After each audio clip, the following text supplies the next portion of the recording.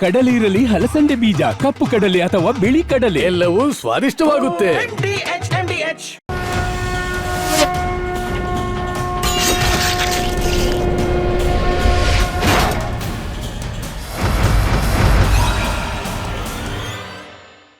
ನಮಸ್ಕಾರ. ಮಹಾಭಾರತ ವಿಶೇಷ ಕಾರ್ಯಕ್ರಮಕ್ಕೆ ಸ್ವಾಗತ. ನಾನು ಸ್ಮಿತಾ ರಂಗನಾಥ್. ಇವತ್ತಿನ ಮಹಾಭಾರತ ವಿಶೇಷ ಕಾರ್ಯಕ್ರಮದ ಅತಿಥಿಗಳು ವಿರೋಧ ಪಕ್ಷದ ನಾಯಕರಾಗಿರುವ ಆರ್ ಅಶೋಕ್ ಅವರು. ನಮಸ್ಕಾರ ಸರ್, ಕಾರ್ಯಕ್ರಮಕ್ಕೆ ಸ್ವಾಗತ. ಹಾಗೆ ಆರ್ ಅಶೋಕ್ ಅವರನ್ನ ಪ್ರಶ್ನೆ ಮಾಡಲಿಕ್ಕೆ ನನ್ನ ಜೊತೆ ನನ್ನ ಸಹೋದ್ಯೋಗಿಗಳು ಕೂಡ ಜಾಯ್ನ್ ಆಗಿದ್ದಾರೆ. ಇವತ್ತಿನ ಮಹಾಭಾರತ ಕಾರ್ಯಕ್ರಮದಲ್ಲಿ ಚಂದ್ರಶೇಖರ್, ಸುರೇಶ್ ಹಾಗೆ ಹನುಮಂತು, ನಾವೆಲ್ಲರೂ ಸೇರಿ ವಿರೋಧ ಪಕ್ಷದ ನಾಯಕರಿಂದ ಒಂದಷ್ಟು ಬಹಳ ಪ್ರಮುಖವಾದ ರಾಜಕೀಯ ಚರ್ಚೆಗಳೇನು ಇತ್ತೀಚೆಗೆ ನಡೀತಿದೆ ಅದಕ್ಕೆ ಸಂಬಂಧಪಟ್ಟ ಉತ್ತರವನ್ನು ಪಡ್ಕೊಳ್ಳೋ ಪ್ರಯತ್ನವನ್ನ ಮಾಡ್ತಾ ಹೋಗ್ತೀವಿ.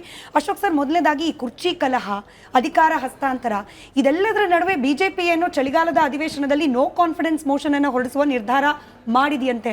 ಇದನ್ನ ನಿಮ್ಮ ಪಕ್ಷದವ್ರು ಎಷ್ಟು ಹೇಳ್ತಿದ್ದೀರೋ ಇಲ್ಲೋ ಗೊತ್ತಿಲ್ಲ, ಆದ್ರೆ ಕಾಂಗ್ರೆಸ್ನ ಪ್ರತಿಯೊಬ್ಬ ನಾಯಕರು ಇನ್ಕ್ಲೂಡಿಂಗ್ ಸಿದ್ದರಾಮಯ್ಯನವರು ಹೇಳ್ತಿದ್ದಾರೆ. ನಿಜವಾ? ಕಾಂಗ್ರೆಸ್ ಅವ್ರಿಗೆ ನೋ ಕಾನ್ಫಿಡೆನ್ಸ್ ಮೋಷನ್ ಬೇಕು ಅಂತ ಅನಿಸುತ್ತೆ. ಯಾಕೆಂದರೆ ಕುರ್ಚಿ ಕಾಳಗ ನಡೀತಾ ಇದೆ. ಡಿ ಕೆ ಶಿವಕುಮಾರ್ಗೆ ಅಧಿಕಾರ ಬಿಟ್ಕೊಡ್ಬೇಕು ಅಂತ ಮಾತು ನಡೀತಾ ಇದೆ, ಎಲ್ಲ ಮಾಧ್ಯಮದಲ್ಲೂ ಕೂಡ ಜನಗಳ ಮಧ್ಯೆ ನಡೀತಾ ಇದೆ. ಇದು ತಪ್ಪಿಸೋ ಅಂಥದ್ದಕ್ಕೆ ಸಿದ್ದರಾಮಯ್ಯನವರು ಹೂಡಿದ ನಾಟಕ ಅಷ್ಟೇ ಇದು.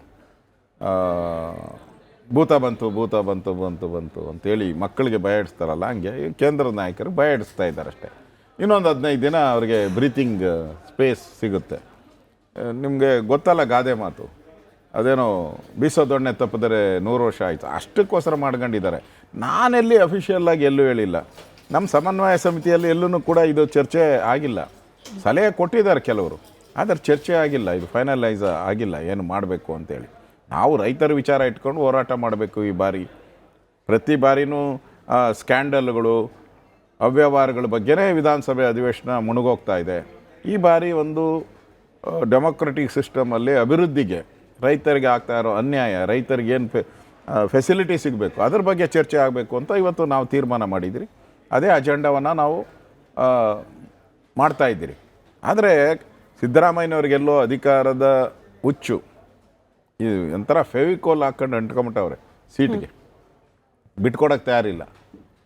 ನಾನು ವಿರೋಧ ಪಕ್ಷ ಆಗಿ ಹೇಳಿದ್ರೆ ನಿಮ್ಗೇನು ರೀ, ನೀವ್ಯಾರ್ರೀ ಕೇಳೋಕ್ಕೆ ಅಂತಾರೆ. ಆಯಿತು, ಬೇಡ, ನಾನು ಕೇಳೋದು ಬೇಡ. ರಾಜ್ಯದ ಜನ 7 ಕೋಟಿ ಜನ ನೀವು ಹೇಳಿದ್ರಲ್ಲ, ನೀವು ಹೇಳ್ದಂಗೆ ನಾವು ಸರ್ಕಾರ ಕೊಡ್ತೀರಿ, ನೀವು ಹೇಳ್ದಂಗೆ ಕೇಳ್ತೀರಿ, ನಿಮ್ಮ ಮಾತು ಬಿಟ್ಟು ನಾವು ನಡೆಯಲ್ಲ ಅಂತ ಜನಕ್ಕೆ ಭರವಸೆ ಕೊಟ್ಟಿದ್ರಲ್ಲ, ಆ ಜನಕ್ಕೆ ಹೇಳಿ ಯಾರು ಮುಖ್ಯಮಂತ್ರಿ ಅಂತ ಹೇಳಿ. ಕಳೆದ 1 ವರ್ಷದಿಂದ ಬರೀ ಮಾಧ್ಯಮದಲ್ಲಿ ಇದೇ ಓಡ್ತಾ ಇದೆ, ಜನಗಳ ಮಧ್ಯೆ ಇದೇ ಓಡ್ತಾ ಇದೆ.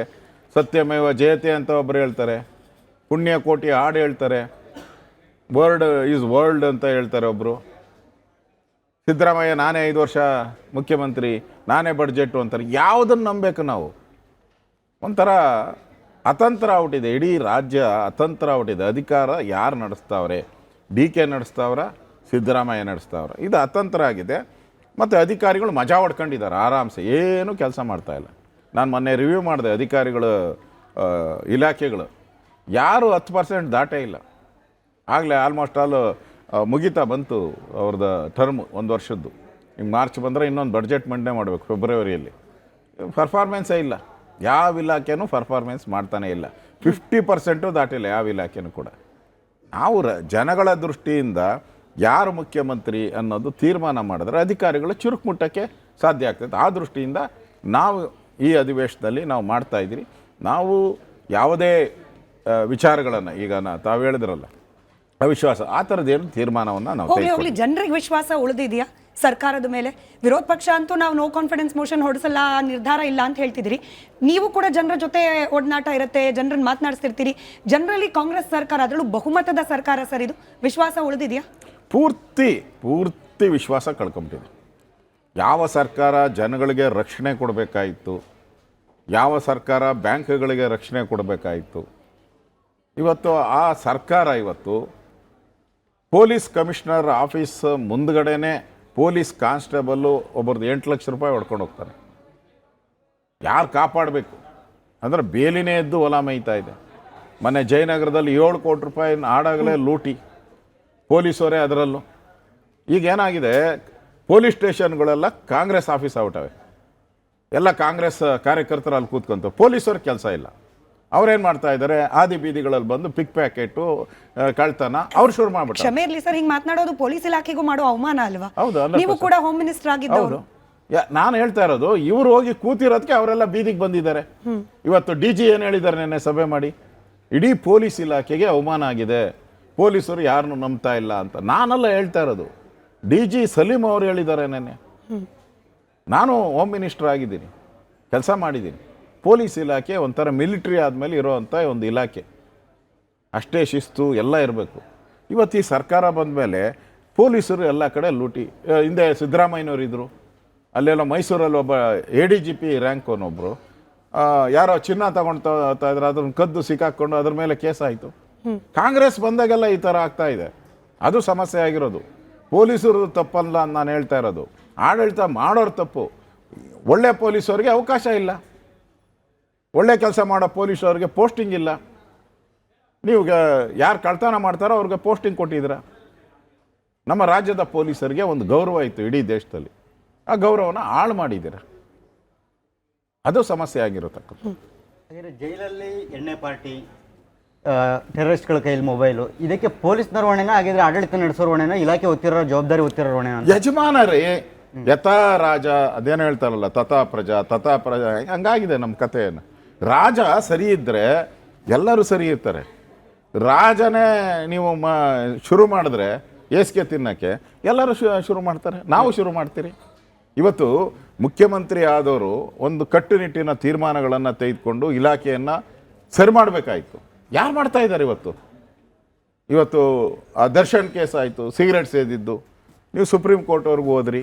ಈಗ ಮೊಬೈಲ್ ಬಂತು ಟೆರರಿಸ್ಟ್ಗಳ ಕೈಲಿ, ಕ್ರಮ ಇಲ್ಲ. ನೀವು ಈಗ ಡ್ಯಾನ್ಸ್ಗಳು ಆಡ್ತಾರೆ, ಅದಕ್ಕೂ ಕ್ರಮ ಇಲ್ಲ. ನನಗೆ ಆಶ್ಚರ್ಯ ಆಗಿದ್ದು, ಇಡೀ ಇಂಡಿಯಾದಲ್ಲೇ ಜೈಲಲ್ಲಿ ನಿಮಗೆ ಡಿಸ್ಟಿಲರಿ ಓಪನ್ ಮಾಡೋಕ್ಕೆ ಆಗಿದೆ ಅಂತ ಹೇಳಿದ್ರೆ ಕರ್ನಾಟಕದಲ್ಲೇ ಫಸ್ಟ್ ಮಾತ್ರ. ಇಷ್ಟು ಮಾಡ್ತಾ ಇದ್ದಾರೆ ಅಂತ ಹೇಳಿದ್ರೆ ಮುಖ್ಯಮಂತ್ರಿ ಸರ್ಕಾರ ಬದುಕಿದೆಯಾ ಸತ್ತಿದೆಯಾ? ಬಟ್ ಒಗ್ಗಟ್ಟಿನ ಮಂತ್ರದ ಸಲುವಾಗೇನೆ ಅಲ್ವಾ ಇವಾಗ no motion no confidence motion ಅಂತ ಹೆಸರಿಟ್ಕೊಂಡು ಸಿದ್ದರಾಮಯ್ಯನವರೇ ಒಗ್ಗಟ್ಟಿನ ಮಂತ್ರ ಹೇಳ್ಕೊಟ್ಟಿದ್ದಾರಂತೆ. ಎಲ್ಲಾ ಸಚಿವರು ಕೂಡ ಕಡ್ಡಾಯವಾಗಿ ಹಾಜರಾಗಿರ್ಬೇಕು, ಎಲ್ಲಾ ಶಾಸಕರು ಕೂಡ ಕಾಂಗ್ರೆಸ್ನ ಪರವಾಗಿ ಸರ್ಕಾರದ ಪರವಾಗಿ ನಿಲ್ಲಬೇಕು ಅಂತ ಹೇಳಿ. ಅಂದ್ರೆ ನೀವಾಗ್ಲೇ ಹೇಳ್ದಾಗೆ ಬಿಜೆಪಿ ಭೂತ ತೋರಿಸ್ಬಿಟ್ಟು ತಮ್ಮ ಶಾಸಕರನ್ನ ತಮ್ಮ ನಾಯಕರನ್ನ ಹಿಡಿದಿಟ್ಕೊಳ್ಳೋ ಪ್ರಯತ್ನ ಮಾಡೋ ಅನಿವಾರ್ಯತೆ ಬಂದ್ಬಿಡ್ತಾ ಸಿದ್ದರಾಮಯ್ಯ? ಗ್ಯಾರಂಟಿ ಹಿಡ್ತಾ ಹೋಗಿರೋದಕ್ಕೆ ಅವರು. ಈಗ ಒಬ್ಬ ಮುಖ್ಯಮಂತ್ರಿ ಇವೆಲ್ಲ ಹೇಳೋ ಅವಶ್ಯಕತೆನೇ ಇಲ್ಲ. ಆಟೋಮೆಟಿಕ್ಕಾಗಲ್ಲಿ ಇವೆಲ್ಲ ನಡಿಬೇಕು, ಹಾಗೆ ನಡಿಬೇಕು, ಖಡಕ್ಕಿರಬೇಕು. ಒಬ್ಬ ಮುಖ್ಯಮಂತ್ರಿ ಕರೆದ್ಬಿಟ್ಟು ನೋಡಿ ಸರಿಯಾಗಿರಪ್ಪ ಅಂತ ಹೇಳಿದ್ರೆ ಹಂಗಾರೆ ದಾರಿ ತಪ್ಪಿದ್ದಾರೆ ಅಂತ ಅರ್ಥನ? ಮಂತ್ರಿಗಳೆಲ್ಲ ಕರೆದ್ಬಿಟ್ಟು ನೀವೆಲ್ಲ ಸಮರ್ಥವಾಗಿ ಉತ್ತರ ಕೊಡಬೇಕು ಅಂದರೆ ಅಸಮರ್ಥರು ಅಂತಾನೆ. ಬೀಸೋ ದೊಣ್ಣೆಯಿಂದ ಪಾರಾದರೆ 100 ವರ್ಷ ಆಯಸ್ಸು ಅಂತಾರೆ. ಈ ಸರ್ಕಾರಕ್ಕೆ ಈಗ ಬೀಸೋ ದೊಣ್ಣೆಯಿಂದ ಪಾರಾಗಿದ್ದಾರೆ, ಹಾಗಾದರೆ ಎಷ್ಟು ವರ್ಷ ಆಯಸ್ಸು? ನೋಡಿ, ಇಲ್ಲಿ DK ಶಿವಕುಮಾರನು ಕೂಡ ಅವರೂ ಛಲವಾದಿ. ಅವನು ಒದ್ದು ಕಿತ್ಕೊಂತೀನಿ ಅಂತ ನಾನು ಅಸೆಂಬ್ಲಿಯಲ್ಲೇ ನನಗೆ ಹೇಳಿದ್ದೆ, ಒದ್ದು ಕಿತ್ಕೊಂತೀನಿ ಅಂತ. ಅವರು ಜನಪದನ್ನು ಹೋಗಿ ಓದಿತಾರೋ ಇಲ್ಲ ಸಿದ್ದರಾಮಯ್ಯನ ಮನೆ ಬಾಕಲು ಓದಿತಾರೋ ಗೊತ್ತಿಲ್ಲ, ಒದ್ದಂತೂ ಕಿತ್ಕೊಂತಾರೆ. ಆಡಳಿತ ಈಗ ಅಧಿಕಾರ ಬೇಕು ಇವ್ರಿಗೆ. ಸಿದ್ದರಾಮಯ್ಯನಿಗೆ ಅಧಿಕಾರ ಉಳಿಸ್ಕೊಬೇಕು, DKಗೆ ಅಧಿಕಾರ ಕಿತ್ಕೊಬೇಕು. ಅದರಿಂದ ಈ ಒಡೆದಾಟದಲ್ಲಿ ಎಲ್ಲಿ ಏನಾಗೋತೋ ಅಂತ ಯಾರಿಗೂ ಗೊತ್ತಿಲ್ಲ. ಜನನೂ ಕೂಡ ಒಂಥರ ದಿಗ್ಭ್ರಾಂತಿ ಆಗಿದ್ದಾರೆ. ಎಂಥ ಸರ್ಕಾರ ನಾವು ಎಲೆಕ್ಟ್ ಮಾಡಿಬಿಟ್ರಪ್ಪ, ಏನೋ ಗ್ಯಾರಂಟಿ ಕೊಡ್ತಾರೆ ಅಂತ ಆಸೆಯಿಂದ ಮಾಡಿಬಿಟ್ರಿ. ಈ ನಮ್ಮ ಬದುಕೇ ಗ್ಯಾರಂಟಿ ಇಲ್ಲ. ಈಗ ನಮ್ಮ ಬದುಕೇ ಅತಂತ್ರ ಬೀದಿಗೆ ಬಂದ್ಬಿಟ್ಟೈತೆ. ತೆರಿಗೆಗಳ ಮೇಲೆ ತೆರಿಗೆ, ಎಲ್ಲ ಆಲ್ಕೋಹಾಲು, ಹಾಲು, ಬಟ್ಟೆ, ಸ್ಟ್ಯಾಂಪ್ ಡ್ಯೂಟಿ, ಮನೆ ತೆರಿಗೆ, ಕಸದ ತೆರಿಗೆ, ಎಲ್ಲ ತೆರಿಗೆ ಹಾಕಿ ಸಾಯಿಸ್ತಾ ಇದ್ದಾರೆ. ಯಾಕನ ಈ ಸರ್ಕಾರ ಬೇಕು, ತೊಲಗೋಗ್ಲಿ ಅನ್ನೋ ಸ್ಥಿತಿಯಲ್ಲಿ ರಾಜ್ಯದ ಜನ ಇದೆ. ಒತ್ಕಿತ್ಕೊಳ್ಬೇಕು ಅನ್ನೋ ಹಂಗಿದ್ರೆ ನವೆಂಬರ್ನಲ್ಲೇ 2.5 ವರ್ಷ ಆದ ತಕ್ಷಣ ಒದಿತಾ ಇದ್ರೇನು. ಬಟ್ ಶಾಂತಮೂರ್ತಿ ತರದಲ್ಲಿ ಕಾಣ್ತಾ ಇದ್ದಾರೆ DK ಶಿವಕುಮಾರ್ ಅವರು. ದೇವ್ರ ಜಪ ಮಾಡ್ತಿದ್ದಾರೆ, ಸ್ವಾಮೀಜಿಗಳ ಭೇಟಿ ಮಾಡ್ತಿದ್ದಾರೆ, ದೇವಸ್ಥಾನಗಳಿಗೆ ಹೋಗ್ತಾ ಇದ್ದಾರೆ. ಯಾಕೋ ಒತ್ಕಿತ್ಕೊಳ್ಳೋ ಮೆಂಟಾಲಿಟಿಯಿಂದ ಆಚೆ ಬಂದಿದ್ದಾರೆ ಅನ್ನಿಸ್ತಾ ಇಲ್ವಾ DK ಶಿವಕುಮಾರ್ ಅವರು? ಅವು ಜಾಯಮಾನದಲ್ಲೇ ಬರಲ್ಲ. DK ಶಿವಕುಮಾರ್ ಜಾಯಮಾನದಲ್ಲಿ ಬರಲ್ಲ. ಅವ್ರು ಹೇಳಿದಲ್ಲ, ನಾನು ಬಂಡೆ ಬಂಡೆ ಬಂಡೆ ಅಂತೇಳಿ ಬರಲ್ಲ 100%. ಅವರು ಈ ಅವಿಶ್ವಾಸ ನಿರ್ಣಯ ಅನ್ನೋ ಒಂದು ಭೂತನ ಬಿಟ್ಕೊಂಡು ಅದರ ಮೇಲೆ ಮುಖ್ಯಮಂತ್ರಿಗಳು ಮ್ಯಾನೇಜ್ ಮಾಡ್ತಾ ಇದ್ದಾರೆ ಅಷ್ಟೇ. ನೋಡಿ, ಅಭಿ ಅರ್ಧ ಪಿಕ್ಚರ್ ಆಗಿದೆ ಅಷ್ಟೇ, ಬಾಕಿ ಇಂಟರ್ವಲ್ ಅಷ್ಟೇ. 20ನೇ ತಾರೀಕು ರಿಯಲ್ ಪಿಕ್ಚರ್ ಬರ್ತೈತೆ, ರಿಯಲ್ KGF. ಆ KGF ಅಲ್ಲಿ ಬರ್ತೈತಲ್ಲ, ಗನ್ನು ಫೈಟು ಅದೆಲ್ಲ ರಿಯಲ್ ಬರೋದು ಅವಾಗೆ. KGF 20ನೇ ತಾರೀಕು ಆದಮೇಲೆ ರಿಯಲ್ ಆಟ ಇದಾಗ್ತದೆ. ಫಸ್ಟ್ ಹಾಫ್ ಇದು ಸೆಕೆಂಡ್ ಹಾಫೇ ನಿಮಗೆ ಟ್ವಿಸ್ಟ್ ಇರೋದು. ಬಟ್ ಅಟ್ಲೀಸ್ಟ್ ಅಧಿವೇಶನದಲ್ಲಾದ್ರೂ ವಿರೋಧ ಪಕ್ಷದ ಬಾಯಿ ಮುಚ್ಚಿಸ್ಲಿಕ್ಕೆ ಒಗ್ಗಟ್ಟಿನ ಮಂತ್ರ ಪಠಿಸ್ತಾ ಇದ್ದಾರೆ. ಬೇರೆ ಬೇರೆ ವೇದಿಕೆ ಕಾರ್ಯಕ್ರಮದಲ್ಲಿ ಮುಖ್ಯಮಂತ್ರಿ ಉಪಮುಖ್ಯಮಂತ್ರಿ ಇಬ್ರು ಕೈ ಹಿಡ್ಕೊಂಡು ಕೂತ್ಕೊಳ್ತಿದ್ದಾರೆ, ಗುಟ್ ಗುಟ್ಟಾಗಿ ಮಾತನಾಡ್ಕೊಳ್ತಿದ್ದಾರೆ. ನೀವು ಪ್ರಶ್ನೆ ಕೇಳಿದ್ರೆ ಹೇಳ್ತಾರೆ ನಾವೆಲ್ಲ ಹೇಳಿದೀವಿ ಬಹಿರಂಗವಾಗಿ, ನಾವು ಒಂದಾಗಿದ್ದೇವೆ, ಹೈಕಮಾಂಡ್ ಹೇಳ್ದಂಗೆ ಕೇಳ್ತೀವಿ. ಸಿದ್ಧ ಉತ್ತರಗಳಿದೆ. ಅದು ನೀವು ಜನಗಳ ಮುಂದೆ ನಾನು ಅವರಿಬ್ಬರಿಗೂ ಕೇಳೋಕ್ಕೆ ಇಷ್ಟಪಡ್ತಾ ಇದ್ದೇನೆ. ನೀವು ಒಂದಾಗಿದ್ದೀರಿ ಅಂತ ಹೇಳ್ತಾ ಇರಲ್ಲ. ಇಡ್ಲಿ ವಡೆ ತಿಂದುಬಿಟ್ರೆ ಇಡ್ಲಿ ವಡೆ ತಿಂದ ಮೇಲೆ ಒಳಗಡೆ ಒಂದಾಗ್ಬಿಡ್ಬೋದನೋ. ನೀವು ಇಡ್ಲಿ ವಡೆ ತಿಂದ್ಬಿಟ್ಟು ಒಂದಾಗಿದ್ದೀನಿ ಅಂದರೆ ನಿಮ್ಮ ಮನಸ್ಸು ಒಂದಾಗಿದೆಯಾ? ಒಬ್ಬರನ್ನೊಬ್ಬರು ಕಣ್ಣಲ್ಲಿ ಕಣ್ಣಿಟ್ಟು ಮಾತಾಡೋ ಅಂಥ ಪರಿಸ್ಥಿತಿಯಲ್ಲಿ ನೀವಿದ್ದೀರಾ ಹೇಳಿ. ನಾವು ಯಾವುದೇ ಚಾನಲ್ ನೋಡಲಿ, ಯಾವುದೇ ಪತ್ರಿಕೆ ಒಂದು ಚೇರ್ ಹಾಕಿದ್ದಾರೆ, ಅವರಿಬ್ಬರು ಆ ಚೇರ್ ನೋಡ್ಕೊಂಡು ಕೂತಿದ್ದಾರೆ. ಇದೇ ನೋಡ್ತಾ ಇರೋದು. ರಾಜ್ಯದ ಜನ ಅದನ್ನೇ ಕೇಳ್ತಾ ಇದ್ದಾರೆ. ಚೇರ್ ಖಾಲಿ ಇದೆಯಲ್ಲ, ಇಬ್ಬರು ಅದನ್ನೇ ನೋಡ್ತಾ ಇದ್ದಾರೆ. ಅಲ್ಲ, ಒಂದಾಗಿರೋ ಭಾಗಕ್ಕೇನೆ ನಾಟಿ ಕೋಳಿ ಇಡ್ಲಿ ಹಾಕಿಸಿರೋದು ಅಂತ ಅದು ನಾನು ಹೇಳ್ತಾ ಇದ್ದೀನಿ. ಕಾಂಗ್ರೆಸ್ ಅವರು ಇನ್ಮೇಲೆ ರಾಜಸ್ಥಾನದಲ್ಲೂ ಇದೇ ಪ್ರಾಬ್ಲಮ್ಮು, ಮಧ್ಯಪ್ರದೇಶದಲ್ಲೂ ಇದೇ ಪ್ರಾಬ್ಲಮ್. ಅದಕ್ಕೆ ಇನ್ಮೇಲೆ ಸೋನಿಯಾ ಗಾಂಧಿ ಅವರು ರಾಹುಲ್ ಗಾಂಧಿ ಸೂತ್ರ ಮಾಡಲಿ, ನಾಟಿ ಕೋಳಿ ಸೂತ್ರ ಅಂತ ಮಾಡಲಿ. ಇಡೀ ದೇಶಕ್ಕೆ ಒಂದು ಫರ್ಫಾನ್ ಮಾಡಿಸ್ಬಿಡಿ. ಇನ್ಮೇಲೆ ಏನಂದ್ರೆ ನಾಟಿ ಕೋಳಿ ಸೂತ್ರ ಅಂತ ಹಾಕ್ಬಿಡಿ, ಅಂದ್ರೆ ಒಂದಾಗ್ಬಿಡ್ತಾರೆ ಅಂತ. ಸಾಧ್ಯನನ್ರಿ ಅದು ಒಂದಾಗಕ್ಕೆ? ನಾಟಿ ಕೋಳಿ ತಿಂದ್ಬಿಟ್ಟು ಒಂದಾಗಿದ್ರೆ ಫಾರ್ಮುಲಾನೇ ಮಾಡ್ಬಿಡ್ತಾ ಇದ್ರು ಕಾಂಗ್ರೆಸ್, ನಾಟಿ ಕೋಳಿ ಫಾರ್ಮುಲಾ ಅಂತ. ಹಂಗೆ ನಡೀತಾ ಇದೆಯಾ? ಇಲ್ಲಿ ಅವರು ಸ್ಕ್ರೀನ್ ಪ್ಲೇ, ಡೈರೆಕ್ಷನ್ನು, ಪ್ರೊಡ್ಯೂಸರ್ಸ್ ಎಲ್ಲ ಡೆಲ್ಲಿಯಲ್ಲಿದ್ದಾರೆ. ಸೋನಿಯಾ ಗಾಂಧಿ, ರಾಹುಲ್ ಗಾಂಧಿ, ವೇಣುಗೋಪಾಲ್ ಎಲ್ಲ. ಅವ್ರು ಏನು ಹೇಳೋರು ನೋಡ್ರಿ, ಹಿಂಗೆಲ್ಲ ಅಸೆಂಬ್ಲಿ ಇದೆ, ಅವರೇನೋ ಅವಿಶ್ವಾಸ ನಿರ್ಣಯ ತರ್ತಾರಂತೆ BJP ಅವರು. ನೀವು ಒಗ್ಗಟ್ಟಿನ ಪ್ರದರ್ಶನ ಮಾಡಿ. ಏನು ಮಾಡಬೇಕು ಅದಕ್ಕೆ? ನೀನು ನಾಟಿ ಕೋಳಿ ಸಾರು ಮಾಡಿಸು, ಅವರು ಇಡ್ಲಿ ವಡೆ ಸಾಂಬಾರು ಮಾಡ್ತಾರೆ ಅಂದರು. ಅಷ್ಟೇ. ಈ ಸ್ಕ್ರೀನ್ ಪ್ಲೇ ಏನು ಹೇಳಿ ಅಷ್ಟು ಮಾಡಿದ್ದಾರೆ ಅಷ್ಟೇ ಇವರು. ಆದರೆ ಇಬ್ಬರು ಮನಸ್ಸು ಒಡೆದೋಗ್ಬಿಟ್ಟಿದೆ. ಒಡೆದ ಮನೆ ತುಂಗಭದ್ರಾ ಡ್ಯಾಮ್ ಹೊಡೆದೋಗೈತಲ್ಲ, ಹಂಗೆ ಹೊಡೆದೋಗ್ಬಿಟ್ಟೈತೆ ಇದು. ಒಂದೊಂದೇ ದಿನಕ್ಕೆ ಒಂದೊಂದು ಗೇಟ್ ಕಿತ್ಕೊಂಡು ಹೋಗ್ತಾನೇ ಐತೆ. ಸರ್, ನೀವೇನೋ ಆಡಳಿತ ಪಕ್ಷ ಸಂಪೂರ್ಣ ವಿಫಲ ಅಂತ ಹೇಳ್ತಾ ಇದ್ರ, ಆದರೆ ವಿಪಕ್ಷವಾಗಿ ವಿಪಕ್ಷದ 2.5 ವರ್ಷದ ಸಾಧನೆ ಏನು? ಮತ್ತು ಇಡೀ ದೇಶದಲ್ಲಿ ಅತ್ಯಂತ ದುರ್ಬಲ ವಿಪಕ್ಷ ಅಂತಂದರೆ ಅದು BJP ಅನ್ನುವಂಥ ಆರೋಪವನ್ನು ಕಾಂಗ್ರೆಸ್ ನಾಯಕರೇ ಮಾಡ್ತಾ ಇರ್ತಕ್ಕಂಥದ್ದು. ನೋಡಿ, ಯಾರು ಈಗ ಶ್ರೀರಾಮಚಂದ್ರನ್ನೇ ಬಿಟ್ಟಿಲ್ಲ. ನಾವು ಆದರ್ಶ ಪುರುಷ ಅಂತೀರಿ. ಆ ಶ್ರೀರಾಮಚಂದ್ರ ಬಗ್ಗೆನ 100 ಮಾತಾಡ್ತಾರೆ, ಅಟಲ್ ಬಿಹಾರಿ ವಾಜಪೇಯಿ ಬಗ್ಗೆನೂ ಮಾತಾಡ್ತಾರೆ. ತೆಗಳಿಗೆ ಅದು ಮಾತಾಡ್ತಾರೆ. ಹಂಗೆ ಯಾಕೆ ವಾಲ್ಮೀಕಿ ಹಗರಣದಲ್ಲಿ 187 ಕೋಟಿ ಹಗರಣನ ಬಯಲಿಗೆ ತಂದವ್ರು ಯಾರು? ಮಂತ್ರಿ ರಾಜೀನಾಮೆ ಕೊಡಿಸ್ತವ್ರು ಯಾರು? ಇದೇ ಸಿದ್ದರಾಮಯ್ಯ 14 ಸೈಟ್ ನಮ್ಮ ಅಪ್ಪಂದು ಅಂದ್ರಲ್ಲ, 14 ಸೈಟು ವಾಪಸ್ ಕೊಡೋ ಥರ ಮಾಡಿದ್ದ್ಯಾರು? ರಸ್ತೆ ಗುಂಡಿಗಳಿಗೋಸ್ಕರ ಬೀದಿಗಿಳಿದು ಹೋರಾಟ ಮಾಡ್ತಾ ಇರೋರು ಯಾರು? ನಾವು BJP ಹೋರಾಟ ಮಾಡಿಲ್ಲ ಅಂದರೆ ರಾಜೀನಾಮೆ ಕೊಡ್ತಾ ಇದ್ರಾ? 14 ಸೈಟ್ ವಾಪಸ್ ಕೊಡ್ತಾ ಇದ್ರಾ? ಇನ್ನೂ ಹೋರಾಟ ಮಾಡಬೇಕು.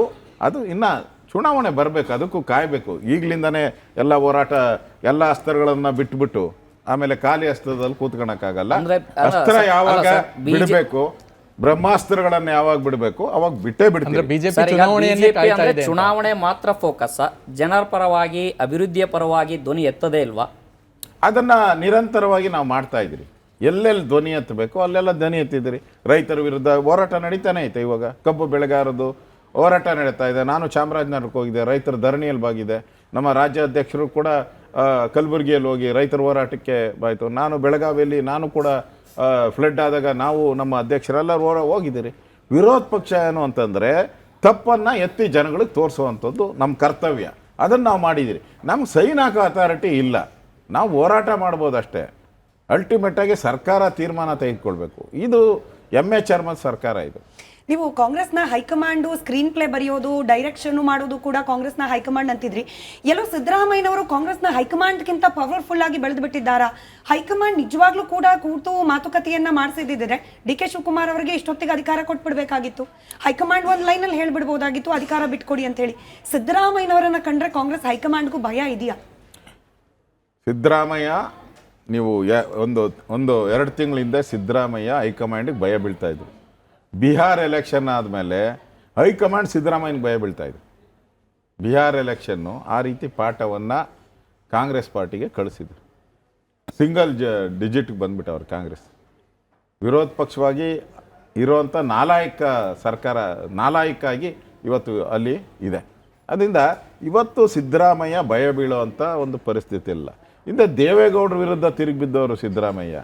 ಈ ಕಾಂಗ್ರೆಸ್ ವಿರುದ್ಧ ಯಾವಾಗ ತಿರುಗಿ ಬೀಳ್ತಾರೋ ಗೊತ್ತಿಲ್ಲ. ತಿರುಗಿ ಬೀಳೋದು ಅಂದ್ರೆ ಹೆಂಗೆ ಸರ್? ಪಕ್ಷದಿಂದ ಆಚೆ ಬರ್ತಾರ, ಪಕ್ಷದಲ್ಲೇ ಇಭಾಗ ಮಾಡ್ತಾರ? ಅವ್ರಿಗೆ ಕಳೆದ ಬಾರಿ ವಿರೋಧ ಪಕ್ಷದ ನಾಯಕನಾಗಬೇಕಾಗಿತ್ತು. JDS ಕಾಂಗ್ರೆಸ್ ಸರ್ಕಾರ ಆಯಿತು, ಹೆಂಗೆ ಮಾಡಿದ್ರು ಹಂಗೆ ಇವಾಗ ಮಾಡ್ತಾರೆ. ಈಗ ಜಾರಕಿಹೊಳಿ ಎತ್ಕಟ್ಟಿರೋರು ಯಾರು? ಪರಮೇಶ್ವರ್ ಎತ್ಕಟ್ಟಿರೋರು ಯಾರು? ಎತ್ಕಟ್ಟಿದ್ದಾರೆ. ರಾಜಣ್ಣ 100% ಡೌಟ್ ಏನಿದೆ ಅದರಲ್ಲಿ?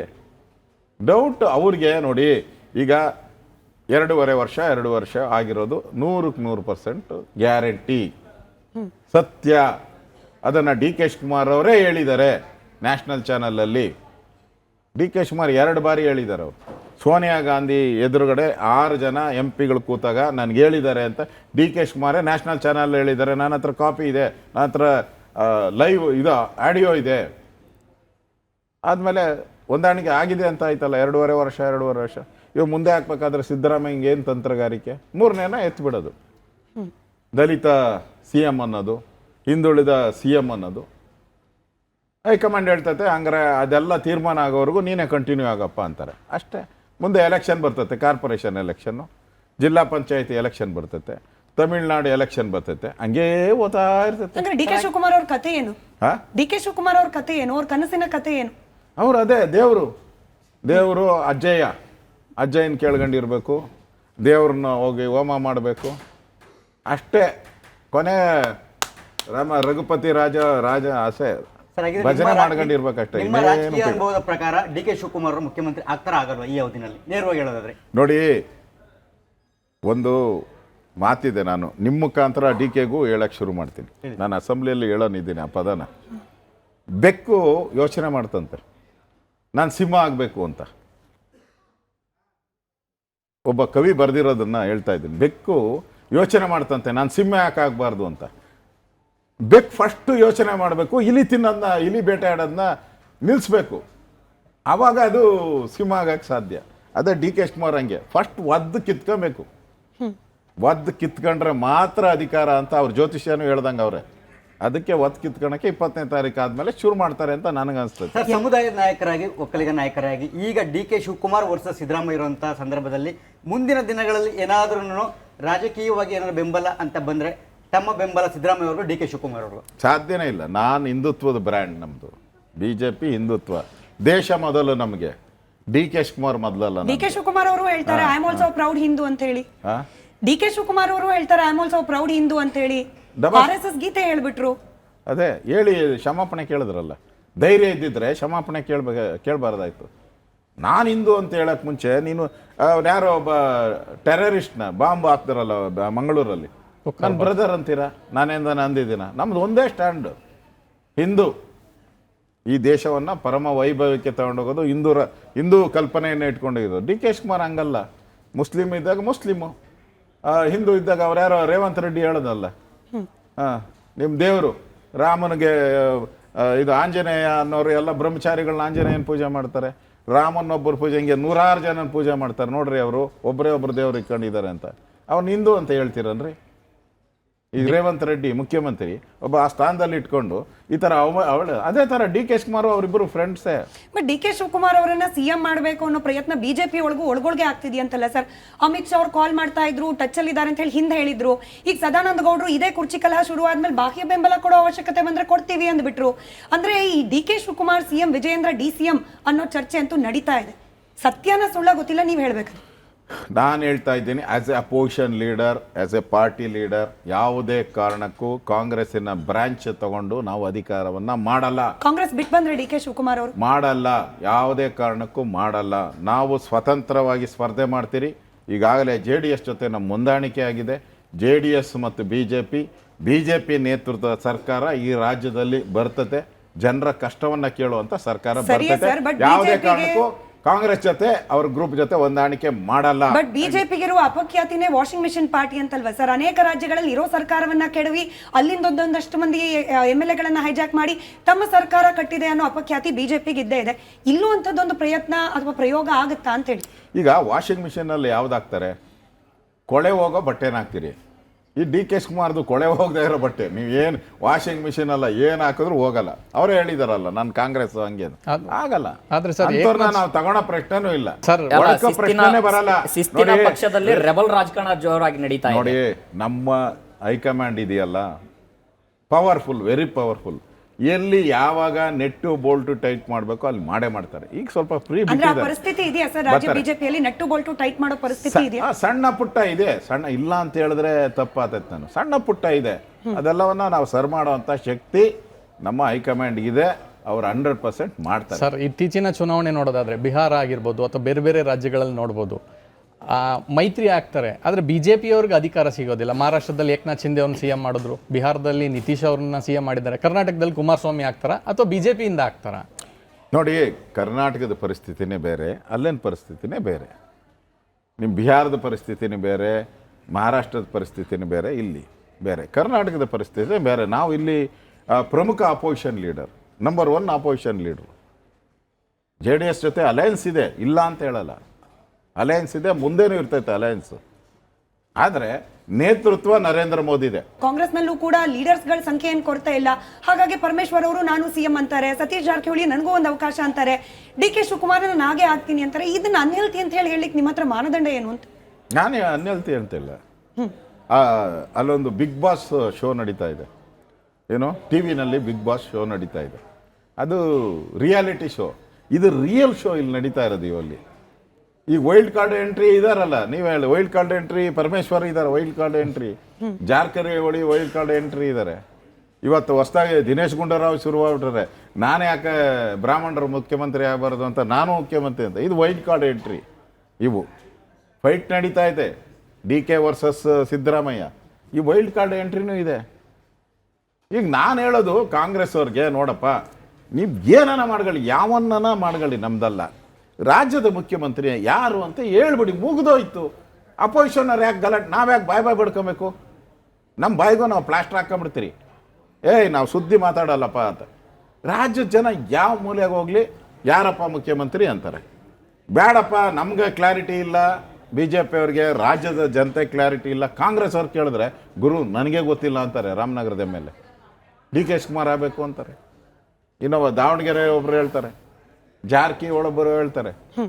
ಹಿಂಗೆ ಅವ್ರ ಪಾರ್ಟಿಯಲ್ಲೇ ಗೊಂದಲ ಹುಟ್ಟಿದೆ. ಇಡೀ ಸದನದಲ್ಲಿ ಮುಂದೆ ಅಧಿವೇಶನದಲ್ಲಿ ಒಟ್ಟಿನ ಸರ್ಕಾರ ಬರಲ್ಲ, ಒಗ್ಗಟ್ಟಾದ ಸರ್ಕಾರ ಇಲ್ಲ, ಒಡೆದೋಗಿರುವಂಥ ರೂಲಿಂಗ್ ಪಾರ್ಟಿ. ಈ ಬಾರಿಯ ಬೆಳಗಾವಿ ಅಧಿವೇಶನದ ವಿಶೇಷತೆ ಏನಂತಂದರೆ ಒಡೆದೋಗಿರುವಂಥ ಛಿದ್ರ ಆಗಿರುವಂಥ ಸರ್ಕಾರದ ವಿರುದ್ಧವಾಗಿ ನಾವು ಫೈಟ್ ಮಾಡ್ತಾ ಇದ್ದೀವಿ. ಈ ಬಣಗಳು ಕೇವಲ ಕಾಂಗ್ರೆಸ್ ಪಕ್ಷದ ಒಳಗೆ ಮಾತ್ರ ಉಳಿದಿಲ್ಲ. ನಿಮಗೂ ಗೊತ್ತಿರೋ ಹಾಗೆ ಸಮುದಾಯಗಳೇ ಇದೀಗ ಒಬ್ಬರ ಮೇಲೆ ಒಬ್ರು ಮಾತನಾಡ್ಕೊಳ್ಳೋ ಪರಿಸ್ಥಿತಿ ಬಂದ್ಬಿಡ್ತು. ಒಕ್ಕಲಿಗರು, ಕುರುಬ ಸಮುದಾಯದ ಸ್ವಾಮೀಜಿಗಳಿಗೆ ಕೌಂಟರ್ ಕೊಡೋದು, ಕುರುಬ ಸಮುದಾಯ ಹಾಗೆ ಅಹಿಂದ ಸಮುದಾಯದ ಸ್ವಾಮೀಜಿಗಳು ಬಂದ್ಬಿಟ್ಟು DK ಶಿವಕುಮಾರ್ ಅವರ ವಿರುದ್ಧ ಮಾತನಾಡೋದು. ಅಂದ್ರೆ ಈ ಕುರ್ಚಿ ಕಲಹ ಕೇವಲ ಕುರ್ಚಿಗೆ ಮಾತ್ರ ಸೀಮಿತವಾಗಲಿಲ್ಲ, ಸಮುದಾಯಗಳಿಗೂ ಹಬ್ಬಿಡ್ತು ಅಂತ. ಅದೇ ಈ ಜಾತಿಯ ಎಕ್ಸ್ಪರ್ಟ್ ಯಾರಿದ್ದಾರೆ ಕರ್ನಾಟಕದಲ್ಲಿ ಜ್ಞಾಪಕ ಮಾಡ್ಕೊಳ್ಳಿ. ಜಾತಿ ಎಕ್ಸ್ಪರ್ಟ್ ಅಂದರೆ ನಂಬರ್ 1 ಸಿದ್ದರಾಮಯ್ಯನೇ. ಅವ್ರಿಗೆ ಗೊತ್ತು ಯಾವಾಗ ಯಾವ ಜಾತಿನೇ ಎತ್ತಿ ಬಿಡಬೇಕು ಅಂತ ಎತ್ತಿಬಿಡ್ತಾರೆ. ಜಾತಿಗಳಿಗೆ ಮತ್ತೆ ಬೆಂಕಿ ಹಚ್ಚಿದ್ದಾರೆ. ಮುಖ್ಯಮಂತ್ರಿ ಆಗೋರು ಯಾವ ಜಾತಿ ಇರಬಾರ್ದು. ಮುಖ್ಯಮಂತ್ರಿ ಆದವ್ರಿಗೆ ಜಾತಿನೇ ಇರಬಾರ್ದು. ಅವನು ಎಲ್ಲ ಜಾತಿಗಳ ಸಮುದಾಯದ ಒಂದು 250 ಜಾತಿ ಐತೆ. ಆ 250 ಜಾತಿಗಳ ಪ್ರತಿನಿಧಿ ಆಗಬೇಕು, ಯಾವುದೋ ಒಂದು ಜಾತಿದಾಗಬಾರ್ದು. ಸಿದ್ದರಾಮಯ್ಯ ಇಟ್ಟರು ಬೆಂಕಿ, ಕುರುಬರನ್ನ ಎತ್ಕಟ್ಟಿದ್ರು, ಲಿಂಗಾಯತರನ್ನ ಎತ್ಕಟ್ಟಿದ್ರು, ಒಕ್ಕಲಿಗರಾಯಿತು, ದಲಿತರು ಎದ್ದಿದ್ದಾರೆ ಈಗ.